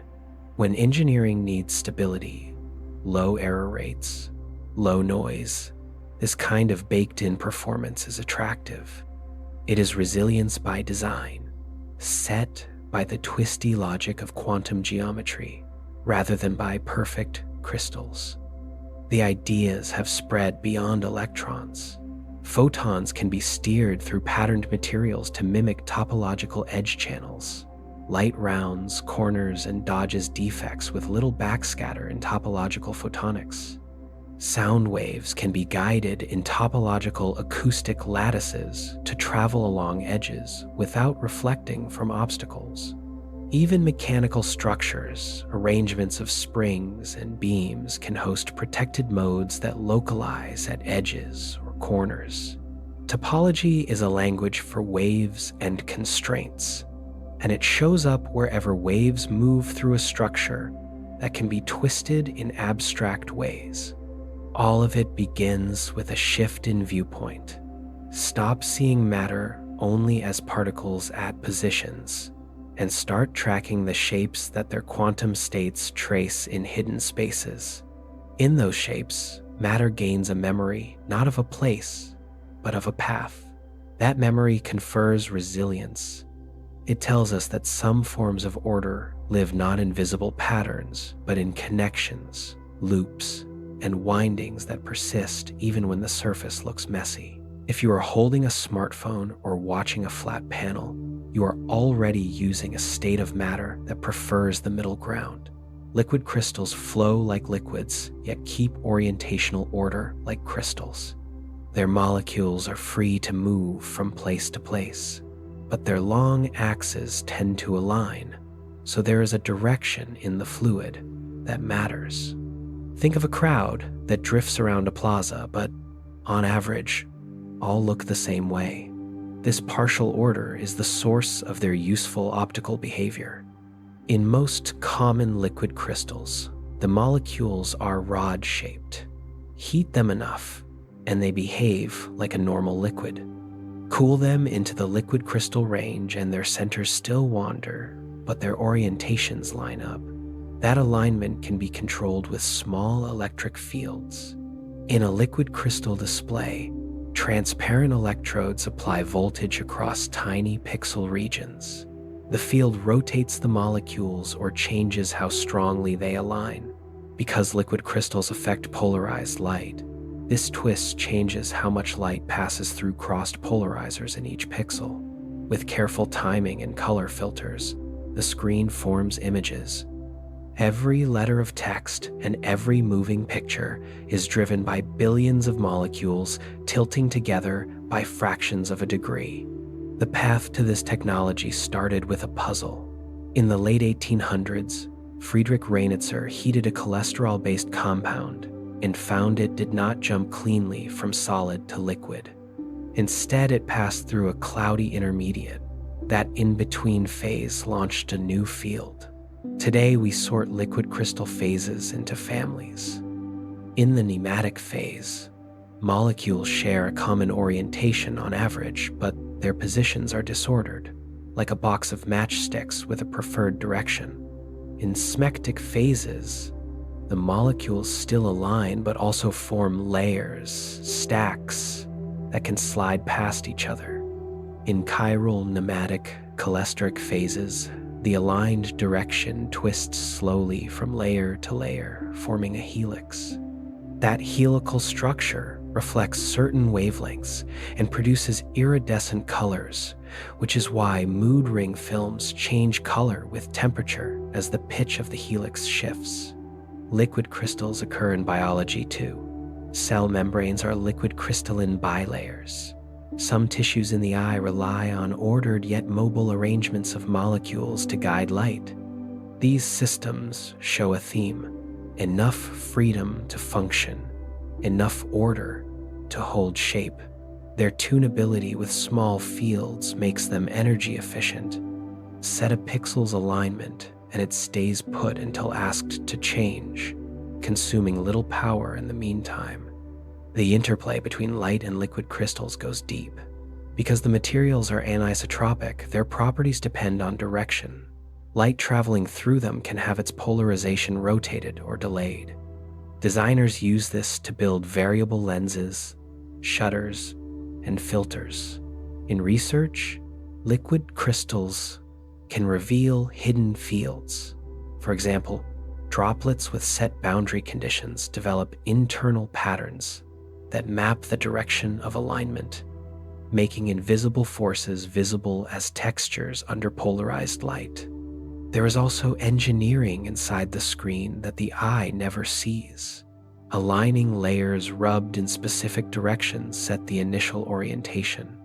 Microscopic spacers keep the cell gap uniform so the optical phase shift is even across each pixel. Thin film transistors switch fields on and off. The final calm image is the product of precise control over a soft material that walks the line between order and motion. Even with decades of progress, liquid crystals still offer surprises. New phases arise with bent core molecules or in confined geometries. In soft robotics, patterned liquid crystal elastomers bend or twist when heated or lit, acting like muscles without rigid joints. Sensors use liquid crystals to amplify small environmental changes into visible texture shifts. The frontier keeps moving because in-between materials can be tuned in many ways by fields, heat, light, or surfaces. If liquid crystals show how order and flow can coexist, water ice shows how one substance can reinvent structure many times. Ice in a glass is familiar, brittle, cold, and buoyant. That ordinary form is called ice, E. The H is for hexagonal. In it, water molecules arrange so that each oxygen bonds to 4 neighbors in a tetrahedral pattern, and those tetrahedra connect to make hexagonal layers. The open geometry lowers the density, which is why ice floats vital for lakes and oceans that freeze from the top. Change the pressure and temperature, and water finds new blueprints. Crystallographers have cataloged at least 19 distinct crystalline ices so far, each with a different arrangement. Some pack atoms more tightly, making denser ices that sink in liquid water. Others distort the hydrogen bond network into cubic or more complex motifs. Nature builds many of them in places we do not normally touch: high-pressure ices in the deep interiors of icy moons, or unusual forms that can be quenched in the lab by fast cooling or compression. There are also amorphous ices, solid water, without long-range order common in the cold of space, where molecules land on dust grains and freeze without time to rearrange. Ice E is the snowflake maker. Under the right supersaturation and temperature, water vapor deposits onto a seed crystal and grows branching arms that reflect the underlying hexagonal symmetry. Slight changes in humidity and temperature shift which faces grow faster, producing plates, columns, dendrites, or needles. The delicate shape is a record of the path through the cloud. But step off the familiar path, and the catalog widens. Ice-Ike, a cubic form, can appear at low temperatures. Ice 2 through Ice XV and beyond occupy regions of the phase diagram at higher pressures or different thermal histories, each with its own pattern of oxygen positions and hydrogen order or disorder. These structures matter beyond lists. In the mantles of giant icy worlds, high-pressure ices may influence heat, flow, and convection. In the lab, different ices help test models of hydrogen bonding and proton motion. Some forms are proton-ordered, with hydrogen positions locked. Others are proton-disordered, with hydrogens hopping among allowed sites, leading to residual entropy even at low temperatures. There are even reports of unusual states where protons tunnel collectively, blurring the line between classical and quantum motion in a hydrogen-bonded network. Water's habit of forming an open lattice at low pressure explains several anomalies we meet every day. Liquid water is densest near 4 degrees Celsius, so a pond can circulate as seasons change. Ice-E's lower density means ice insulates the water below, helping life survive winters. Pressure melting its skate blades and the complex flow behavior at grain boundaries give ice its slippery character. Each trait is a practical echo of a specific molecular arrangement. Scientists map these arrangements with diffraction, spectroscopy, and high-pressure cells that squeeze tiny samples between diamonds. The phase diagram of water, a map of which structure wins at each pressure and temperature, keeps expanding as techniques improve. Computer models, refined by data, predict yet more forms under conditions beyond current reach, adding to the sense that even simple water has a deep structural life. It is striking that a substance so common can carry so many blueprints. We pour it, freeze it, and boil it without a second thought. Yet under other conditions, it builds lattices we have never seen at the kitchen counter. The names and numbers can feel like a catalog, but the motive is simple: Hydrogen prefers 4 partners in a roughly tetrahedral arrangement, and the rest is geometry, how to honor that preference while filling space under different pressures and temperatures. Each solution is a crystal with its own density and symmetry, and each shows up when the environment asks for it. The most familiar ice is still useful to consider. Its hexagonal symmetry shapes snow optics and the sparkle of frost. Its low density keeps polar seas from freezing solid. Its fragile hydrogen bonds make it stiff at one moment and ready to melt at the next with a small injection of heat. Look closely, and even a plain ice cube is a compromise among bond angles, thermal motion, and the need to tile space without strain. Water is not alone in its polymorph habit, but it is the everyday champion. The lesson carries through all of matter. The same atoms, under different rules, from pressure and heat, can write very different structures. Sometimes those structures make a fluid that flows without friction. Sometimes they make a crystal whose edges carry current while the inside is quiet. Sometimes they make a liquid that also keeps a direction. And sometimes, with water, they make many kinds of solid, each one with a unique crystal structure, like different architectural blueprints for stacking water molecules. Some of these ices are denser, some are more compact, and some carry symmetries so odd you might think a playful architect designed them. Take Ice 2, for example. It forms at higher pressures than everyday ice and packs molecules more tightly. Its lattice is rhombohedral, a skewed, squashed box where angles tilt away from right angles. Move deeper into the phase diagram and you meet Ice V and Ice VI, forms that appear under even greater pressures. Each forces water molecules into closer, more awkward arrangements, while still honoring the rule that each molecule makes 4 hydrogen bonds. Keep squeezing and heating in the right way and you reach Ice 7.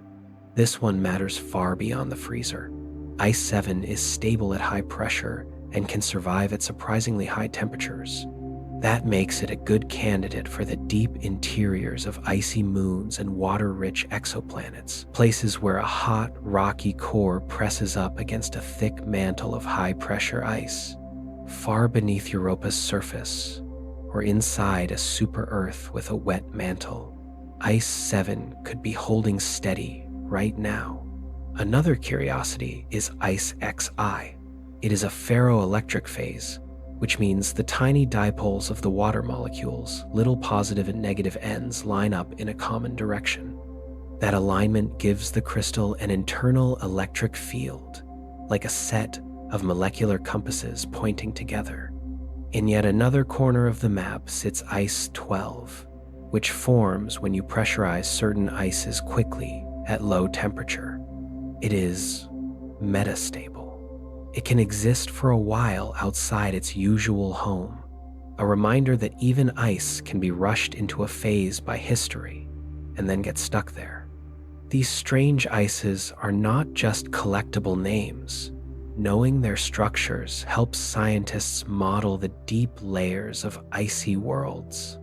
It improves our ability to predict how heat moves through a moon, how an ocean sits under a crust, and how a planet's magnetic field or chemical cycling might work. It also pushes our understanding of hydrogen bonding, the gentle, directional attraction that ties one water molecule to another. Hydrogen bonds govern the shape of ice, but they also guide protein folding, DNA pairing, and countless reactions in living cells. Map the limits of hydrogen bonding in ice, and you learn something about the limits of chemistry itself. Even so, water's wild family of solids looks tame when you try to freeze helium. Helium is the lightest noble gas, and it resists settling into a solid lattice. Cool it to a liquid, then to a colder liquid, and you still will not get a solid unless you add enormous pressure, tens of thousands of atmospheres. The reason is quantum zero-point energy, the lowest jitter a quantum particle can have. Helium atoms are so light that even near absolute zero, their quantum motion is large. They wiggle in place with such vigor that attractive forces cannot lock them into a lattice at normal pressure.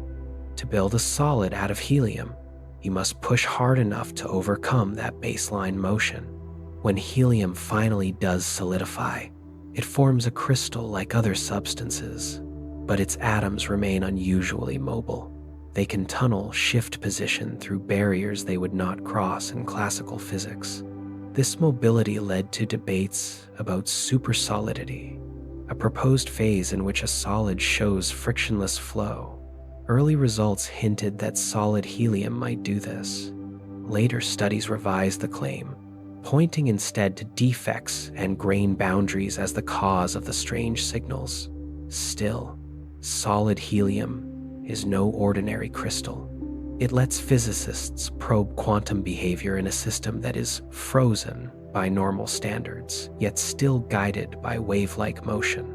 Other simple molecules also rearrange under pressure into unfamiliar solids. Methane and ammonia make multiple crystal forms in conditions like those inside giant planets. There is growing interest in superionic ice, a state in which oxygen atoms lock into a lattice while hydrogen ions become mobile, zipping through channels like charges in a battery. Superionic ice is both solid and liquid, in a sense. The oxygen framework is stable, yet the hydrogens flow. This phase likely exists deep within Uranus and Neptune and could help explain their magnetic fields, which behave in ways that differ from Earth's. All this complexity comes from a very simple molecule, H2O. 2 hydrogens, 1 oxygen, a bent angle, and a dipole moment.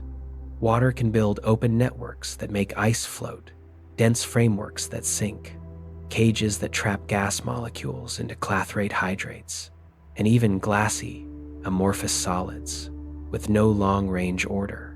Studying ice is not just about cold. It is about how matter chooses a structure when pressure, temperature, and time pull in different directions. Ice is active, not passive. It negotiates with energy and environment, sometimes landing in a neat crystal, sometimes in a hurried, metastable arrangement that holds for a season or an age. Helium adds a gentle counterpoint. It reminds us that freezing is not guaranteed. Quantum motion can keep a substance liquid long after common sense says it should be solid. When it finally freezes, under extreme pressure, helium opens a window into quantum mechanics you can hold in a small cell. Step away from laboratories and kitchens and out into the spaces between stars. In the vast stretches of a galaxy's arm, matter thins to a whisper, yet keeps rich behavior. The interstellar medium, the ISM, is not empty. It is a mix of gas, dust, plasma, and magnetic fields. Here, density is so low that a living room's volume might contain only a few atoms, but stretched across light years, those atoms collect into clouds and filaments that shape how galaxies live and change. Hydrogen dominates the ISM. Sometimes it is neutral atomic hydrogen, sometimes molecular hydrogen in cold, dense regions.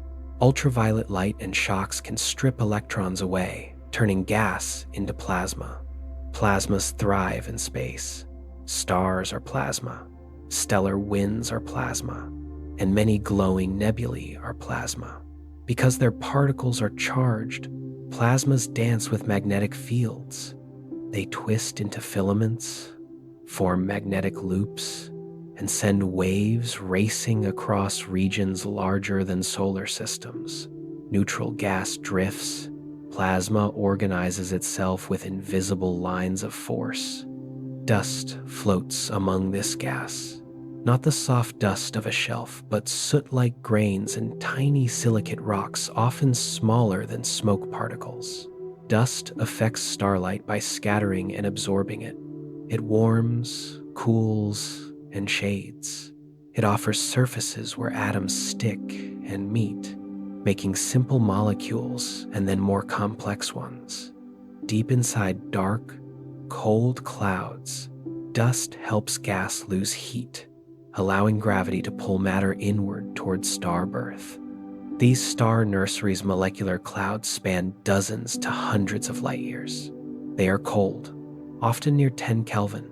Inside, gas moves slowly, and small clumps grow under gravity. Over millions of years, the densest clumps collapse, heat up, and begin fusion. A star turns on. The new star's light and winds push back on its birth cloud, carving bright edges and pillars while compressing some regions and dispersing others. One region can hold cold dust, warm gas, and pockets of ionized plasma all at once, with borders shaped by light, shock waves, and magnetic tension. Temperature in space can be tricky to think about. In physics, temperature tracks the average energy per particle. Heat content depends on both temperature and how many particles you have. A 1,000,000-degree plasma that is extremely diffuse can hold very little total heat. You could sit inside such a region and still freeze, because there are too few particles to warm you.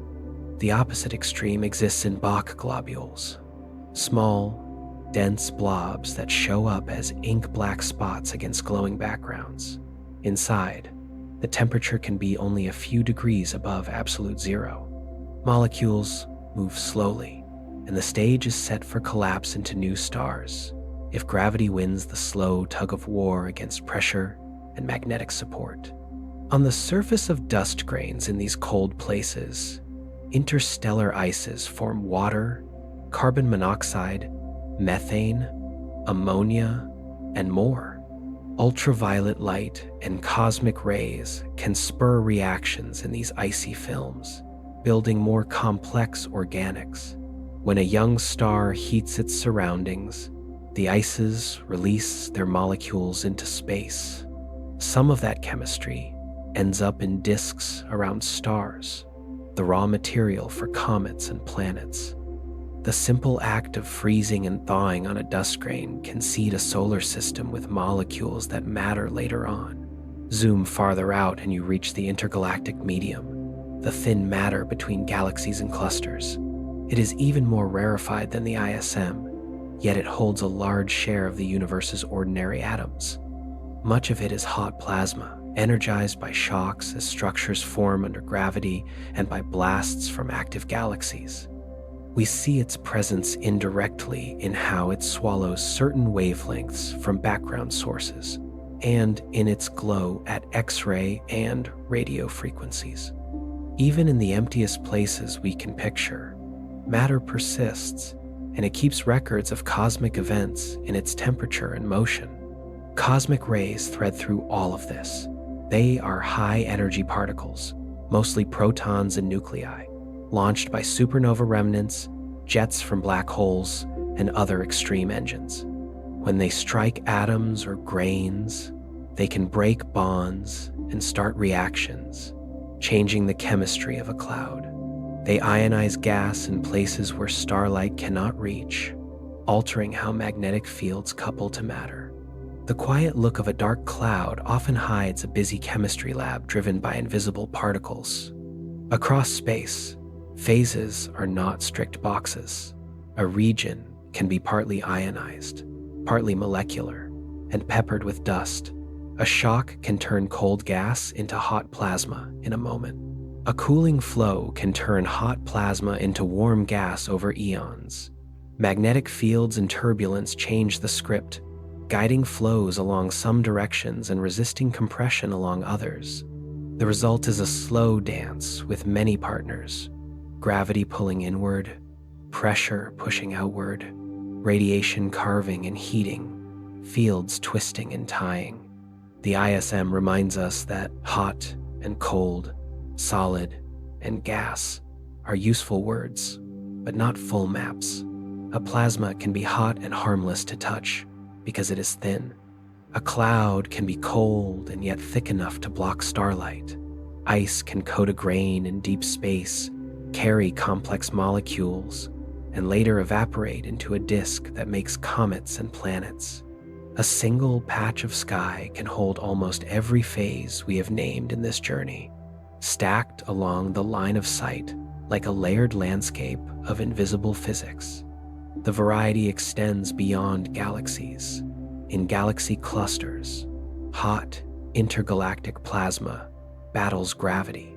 Jets from central black holes blow bubbles in the plasma, and those bubbles rise like balloons, stirring the medium. Shock fronts race across millions of light years.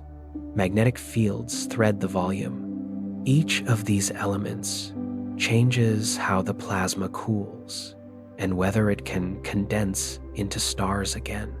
Even at the biggest scales, the same themes repeat: temperature versus density, order versus flow, and the steady influence of fields and waves. We keep adding phases to our list: Bose, Einstein condensates, superfluids, supersolids, quark gluon plasma, time crystals, topological phases, liquid crystals, superionic ice, and we still cannot claim the list is complete. Nature rarely honors our tidy inventories. Move to a new corner of the map, colder, hotter, denser, more dilute, more strongly driven, and matter finds a new compromise. Some of those compromises are waiting in deep planetary mantles, where pressure bends chemistry into new patterns. Others hide in neutron star crusts, where nuclei form lattices and seas of superfluid neutrons. Still others may live in lab-grown materials where electrons feel engineered landscapes and adopt topological rules that are hard to scramble. The pattern that emerges is not a single rule, but a way of thinking. A phase is a style of order. Sometimes it is the alignment of molecules into a lattice. Sometimes it is a shared quantum wave that sets many particles moving together. Sometimes it is a shape in an abstract space that protects edge states. Sometimes it is the mobility of one part of a crystal while another part stays fixed. And sometimes it is the balance of charge and field in a plasma stretching from star to star. Wherever conditions shift, new styles of order appear. Out in the quiet between stars, matter drifts in forms that ignore our kitchen sense. Gas slips into plasma. Dust gathers and cools. Ice grows, reacts, and releases cargo when a star lights up. Clouds collapse into stars. Then those stars blow winds and launch shocks that carve the next generation of clouds. Across this cycle, phases are not simply labels on a chart. They are the working modes of matter as it builds and rebuilds the structures we see. The more closely we look, the more likely it seems that there are phases we have not yet named, hidden in the harsh cores of giant planets, in the dense skins of neutron stars, in new materials that twist electrons into protected flows, or in quantum systems driven just so, where motion is stable and order repeats in time. Begin with a curious figure from two-dimensional physics, the enneon. Everyday matter is built from fermions and bosons, two well-behaved families with clear rules. Fermions, like electrons, refuse to share the same quantum state. Bosons, like photons, happily pile together. In flat, strictly two-dimensional systems, the rules loosen just enough to allow a third option. Enneons can carry fractional spin and follow fractional statistics. Swap two fermions, and the wave function flips sign. Swap two bosons, and it stays the same. Swap two enneons, and the wave function can pick up an arbitrary phase. The system remembers the path you took during the swap. That history matters, and it can be used. That memory makes anyons promising for topological quantum computing. Instead of storing information in a fragile orientation of a single atom or electron, you store it in the braid of paths that anyons trace as they move around one another. Local bumps, scratches, and small errors cannot easily undo a braid. The information lives in the topology of the motion, not in a single spot. You cannot photograph this with an ordinary microscope. The atoms do not rearrange into a telling pattern. The order is encoded in the mathematics of many particles acting together. Do anyons exist in the wild? Not in everyday materials on a table, but in special, engineered settings. The fractional quantum Hall effect electrons squeezed to a thin layer, chilled to low temperatures, and placed in very strong magnetic fields, creates a quantum fluid where excitations act like particles with fractions of the electron's charge. These excitations are quasi-particles, not new fundamental bricks. They are ripples of many electrons moving in a coordinated way, yet they can be tracked, counted, and made to interfere. Emergent does not mean imaginary. It means collective. Now, step deeper into dense matter and a more speculative idea: strange matter. Ordinary nuclear matter is built from up and down quarks bound into protons and neutrons. Under extreme pressure, theory suggests that up and down quarks could mix with strange quarks and form a denser, possibly more stable phase strange quark matter. In the cores of neutron stars, where densities crush matter into city-mass objects only tens of kilometers wide, conditions may favor such a phase. If it forms and holds, a neutron star could convert into a strange star, an object made largely of deconfined quark matter. A further thought experiment plays out from there. If strange quark matter is the most stable form at high density, a small chunk, a strangelet, might in principle convert nearby nuclear matter into more strange matter. It sounds like a sci-fi chain reaction. In practice, there is no evidence for roaming strangelets turning matter inside out, and safety studies for high-energy experiments consider and rule out such scenarios. Still, the idea raises a real point. Stability is not a single hilltop. Under different pressures and conditions, matter may settle into different basins of stability that we cannot reach on Earth.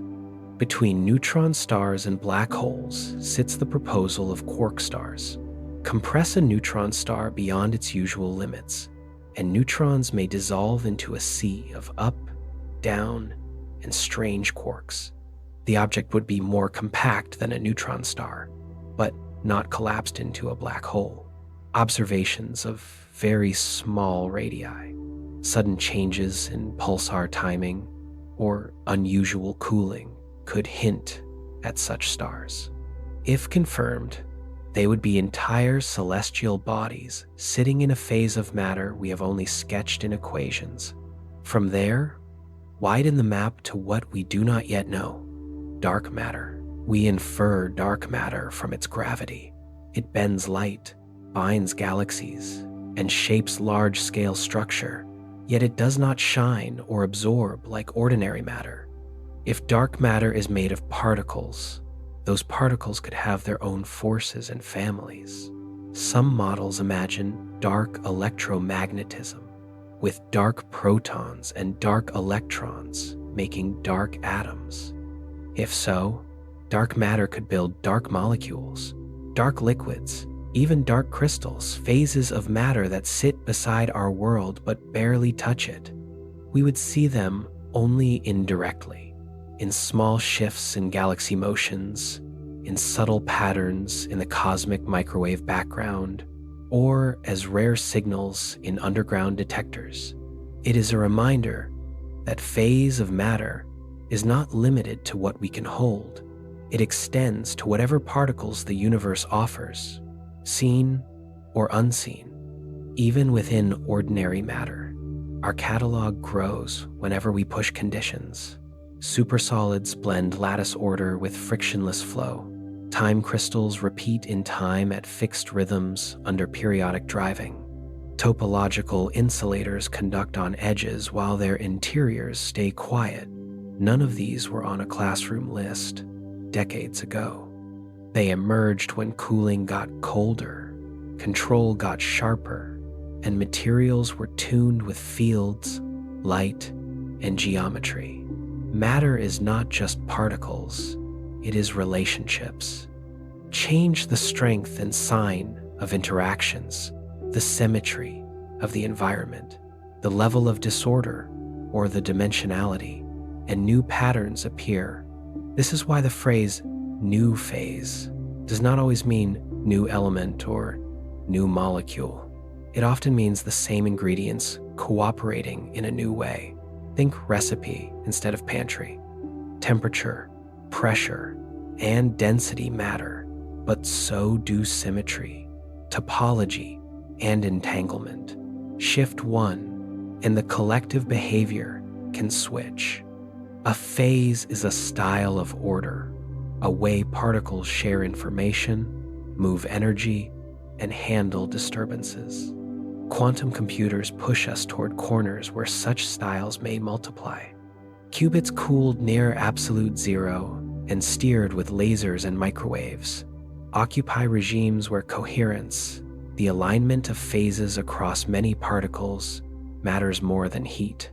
Here, engineered lattices, synthetic gauge fields, and driven systems can show behaviors not seen before. Quantum simulators, well-controlled arrays of atoms, ions, or superconducting circuits let us dial interaction strengths and watch phase diagrams unfold. It is reasonable to expect surprises.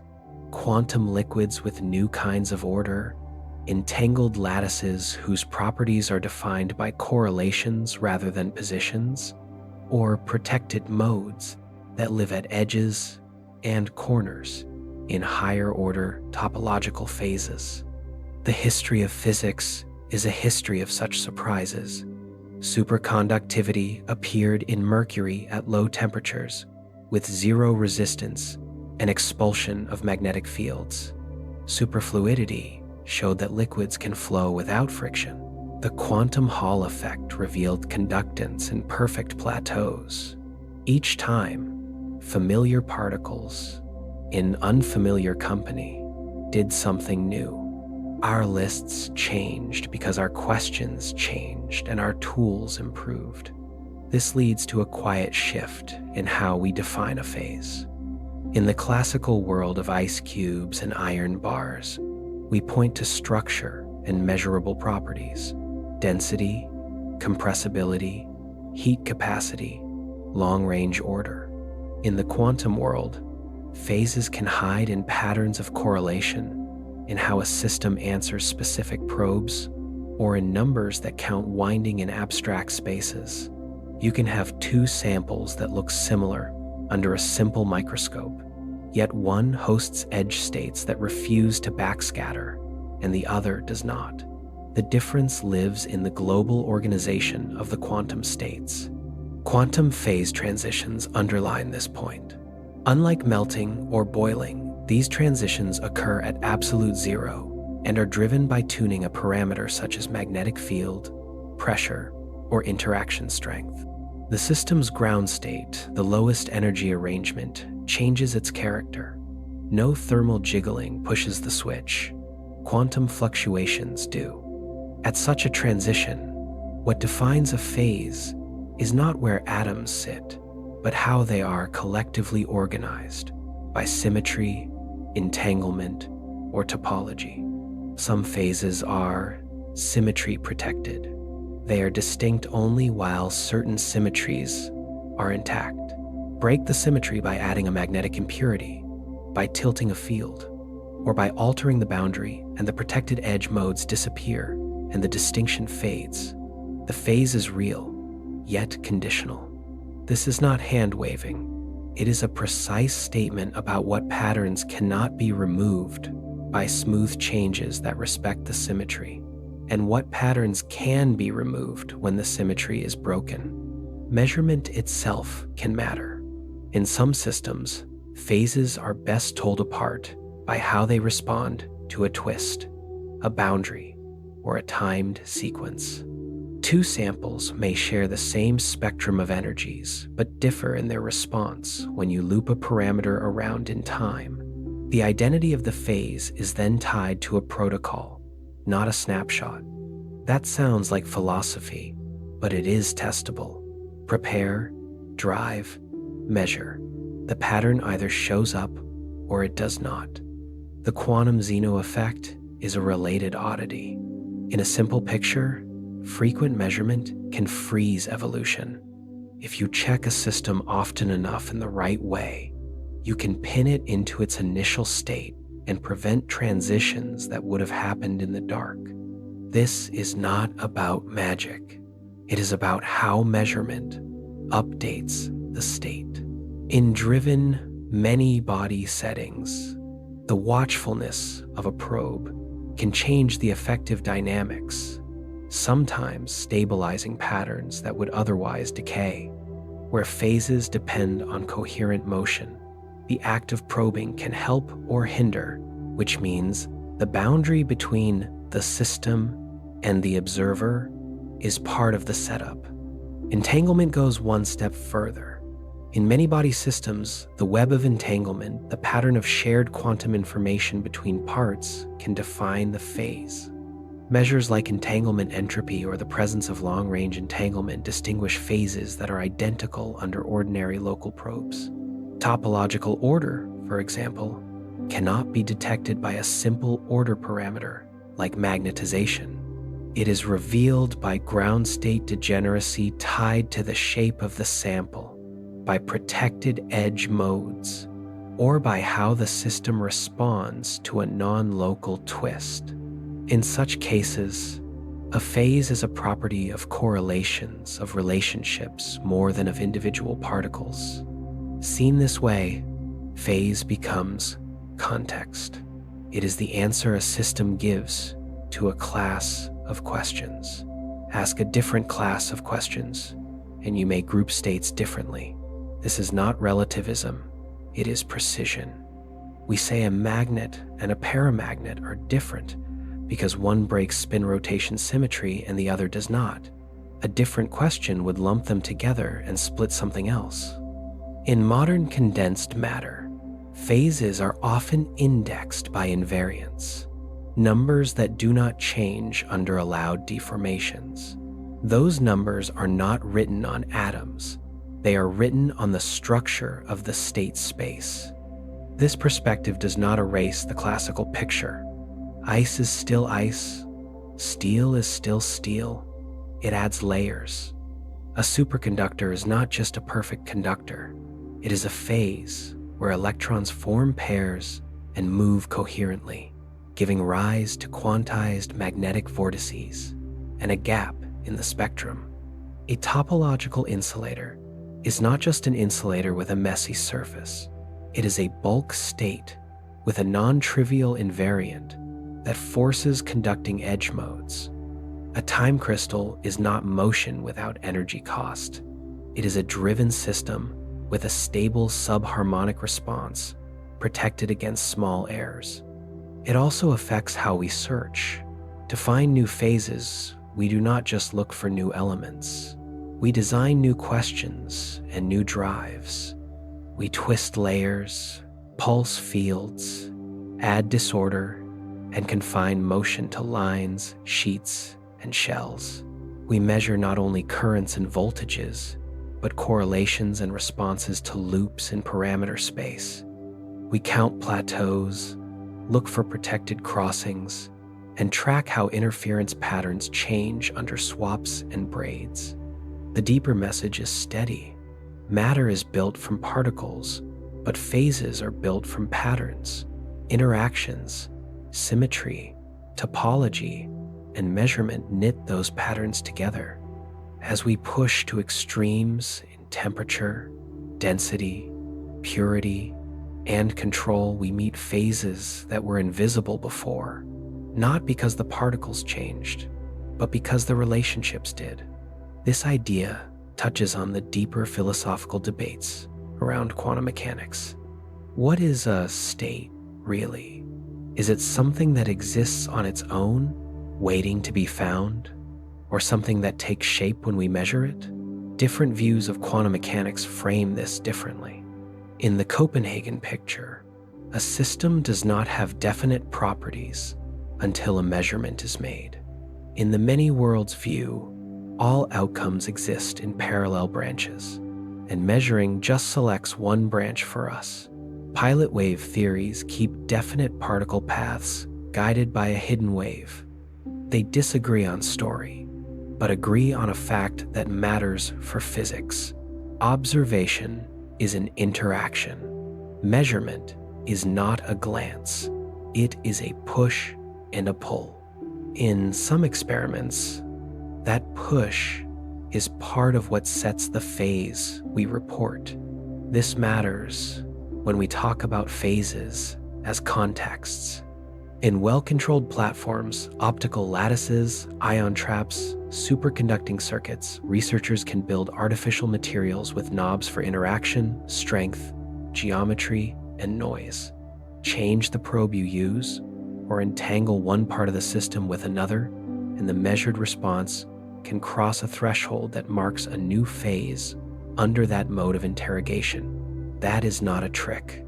It is a reminder that the label we assign depends on the questions we ask and the symmetry and constraints we preserve while asking them. None of this means anything goes. Phases still obey rules. Superfluids still show flow without viscosity. Time crystal responses still lock to a subharmonic beat under periodic driving.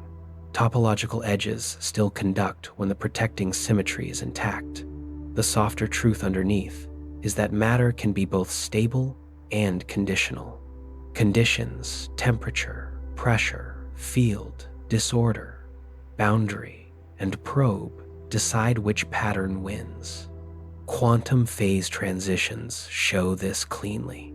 At absolute zero, with heat removed, a system's ground state can change character when a control parameter is tuned.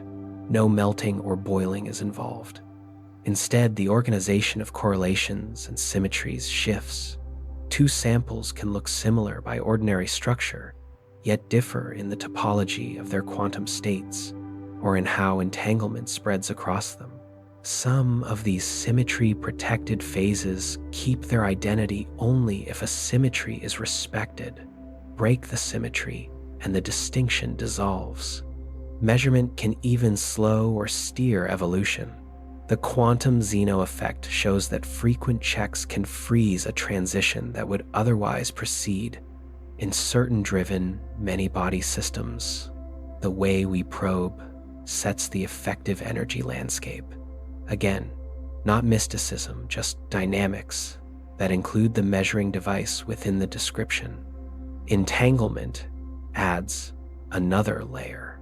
In many particle systems, the pattern of shared quantum information can define a phase even when local observables look the same. Then a phase is a property of relationships, not of single particles. With that in mind, return to changes you can see. Phase transitions are not rare events. They are the daily work of matter. Add heat, and a solid's atoms vibrate more strongly until their fixed positions are no longer stable. The lattice gives way, and a liquid forms. In a liquid, particles are still close, but they slide past each other and flow. Heat further, and particles gain enough energy to escape into a gas. Boiling is not only bubbles. It is a shift from packed neighbors to mostly empty space between collisions. Cool a gas and the process runs in reverse. Condensation slows molecules until they stick and pool as droplets. Cool a liquid and freezing locks particles back into an ordered array. These boundaries are not rigid walls.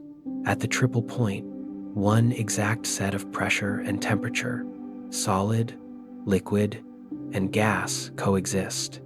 The balance is delicate and exact, showing that what phase am I can have a mixed answer when conditions sit on a knife edge.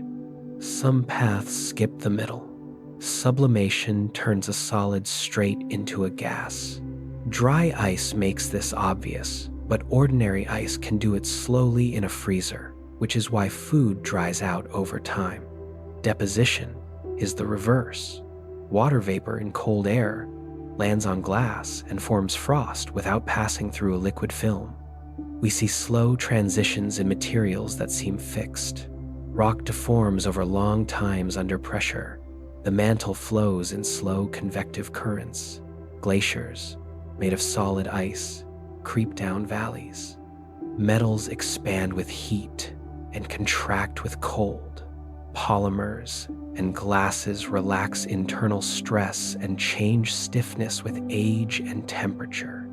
These are shifts in structure and motion that do not require boiling or melting to be real. Phase changes are not only about temperature. Pressure can rearrange atoms. Carbon under intense pressure forms diamond. Magnetic fields can flip a material from non-magnetic to magnetic order. Electric fields can turn an insulator into a better conductor. Light can drive changes in crystal structure or in how electrons pair. The map of phases is drawn in many variables, not just one. Biology uses similar logic. Cell membranes change from more rigid to more fluid as temperature rises or composition shifts. Proteins fold into shapes that can switch under pH or binding small, threshold-like changes that act like phase transitions in function. In the brain, large groups of neurons shift between patterns of activity with abrupt onsets that resemble physical thresholds. These are not phases in the strict thermodynamic sense, but they show the same pattern. Parameters cross a boundary, a new mode appears, and behavior changes. Even the air around you is a gentle engine of transitions. Warm breath hits cold air and condenses into a visible mist. A mirror fogs after a shower when water vapor cools and becomes droplets. A lake feeds a morning haze as sunlight warms the surface, lifts molecules into the air, and then lets them condense higher up when they meet cooler layers. No drama is required. Energy in and out, and phases respond. Step back to the quantum view for a final link. In a modern lab, the labels we apply superfluid, topological insulator, time crystal response depend on how a many-particle system organizes motion, stores phase information, and resists noise. Sometimes the telltale is a gap in the spectrum. Sometimes it is a protected edge mode. Sometimes it is a long-range coherence that keeps a rhythm under a periodic drive. In a few cases, the boundary between one phase and another is revealed only by a specific protocol, such as braiding excitations or looping a parameter and reading out the geometric phase. In that sense, phases are both objective and contextual. Objective because the same protocol produces the same signature. Contextual because the signature exists only for that class of questions. Across all of this, one thread holds. Matter is not static. It is a collection of patterns that appear, persist, and give way as conditions change. We used to sort those patterns into 3 bins. We now keep adding more because the world allows more when we cool further, squeeze harder, purify better, or drive just so. The additions are not mistakes. They are progress evidence that careful questions reach deeper and find new kinds of order. It is fair to ask what this says about us. The answer is modest. Our role is not to impose a story on nature, but to write down the rules the patterns seem to follow and to test them. Sometimes the pattern sits in positions and bonds. Sometimes it sits in correlations and topology. Sometimes it sits in time. Each case broadens the word phase, from a label on a chart to a way matter organizes motion and information. Change is the constant beneath these examples. Ice melts, water boils, rock flows in slow motion, plasmas braid along magnetic lines, superfluids keep moving when pushes stop. Time crystal responses tick at steady subharmonic beats. Quark matter may flow with tiny viscosity at extraordinary temperatures. A material's name does not fix its behavior. The environment and interactions do. If you look around a quiet room at night, the stillness feels complete. A lamp, a blanket, a glass of water, they seem at rest. Underneath that calm, atoms vibrate, molecules collide, and fields fluctuate. The air trades heat with your skin. The water in the glass evaporates molecule by molecule and condenses again on any cool surface. Your breath carries tiny droplets that appear and vanish as temperature and humidity change by small amounts. The room is not paused. It is busy and balanced. The lesson is practical and simple. Phases are not just categories. They are tools for thinking about how matter shares energy and information. They shift with temperature and pressure, but also with symmetry, topology, and measurement. They can be robust to noise when protected by a global invariant, or delicate when a key symmetry is broken. They can be simple to see or hidden until the right probe asks the right question. The list will grow. It will grow because laboratories can now cool to billionths of a degree, confine particles to sheets and lines, twist crystal layers by tiny angles, and drive systems with programmable sequences. It will grow because telescopes and detectors see matter under pressures and temperatures we cannot make on Earth. It will grow because models guide us toward corners of parameter space that were once unreachable. Each edition makes the map of what matter can be a little richer, and the link between phases and function a little clearer. You do not need to memorize the names to keep the point. Matter adapts. Under the right conditions, it becomes rigid, or fluid, or charged, or coherent, or ordered in spaces we cannot draw. It can hold multiple tendencies at once and switch when pushed. That flexibility is not a flaw. It is why the world works, from the way ice floats to the way signals move in a chip to the way stars form and fade. As the night settles and sounds grow soft, it is easy to imagine the world holding still. Yet, the physics we have traced says otherwise. Even the quiet things are busy. Even the simple things are layered. Even the familiar things have edges where new behavior begins. Rest comes not from stopping that motion, but from trusting that the motion follows rules we can learn and use. Let the room be calm. Let the atoms do their work. Let the phases change where they must and hold where they can. The universe will keep its slow, careful pace, and you can keep yours. Close to still, but never truly still like matter itself, settling into balance as the day turns to night.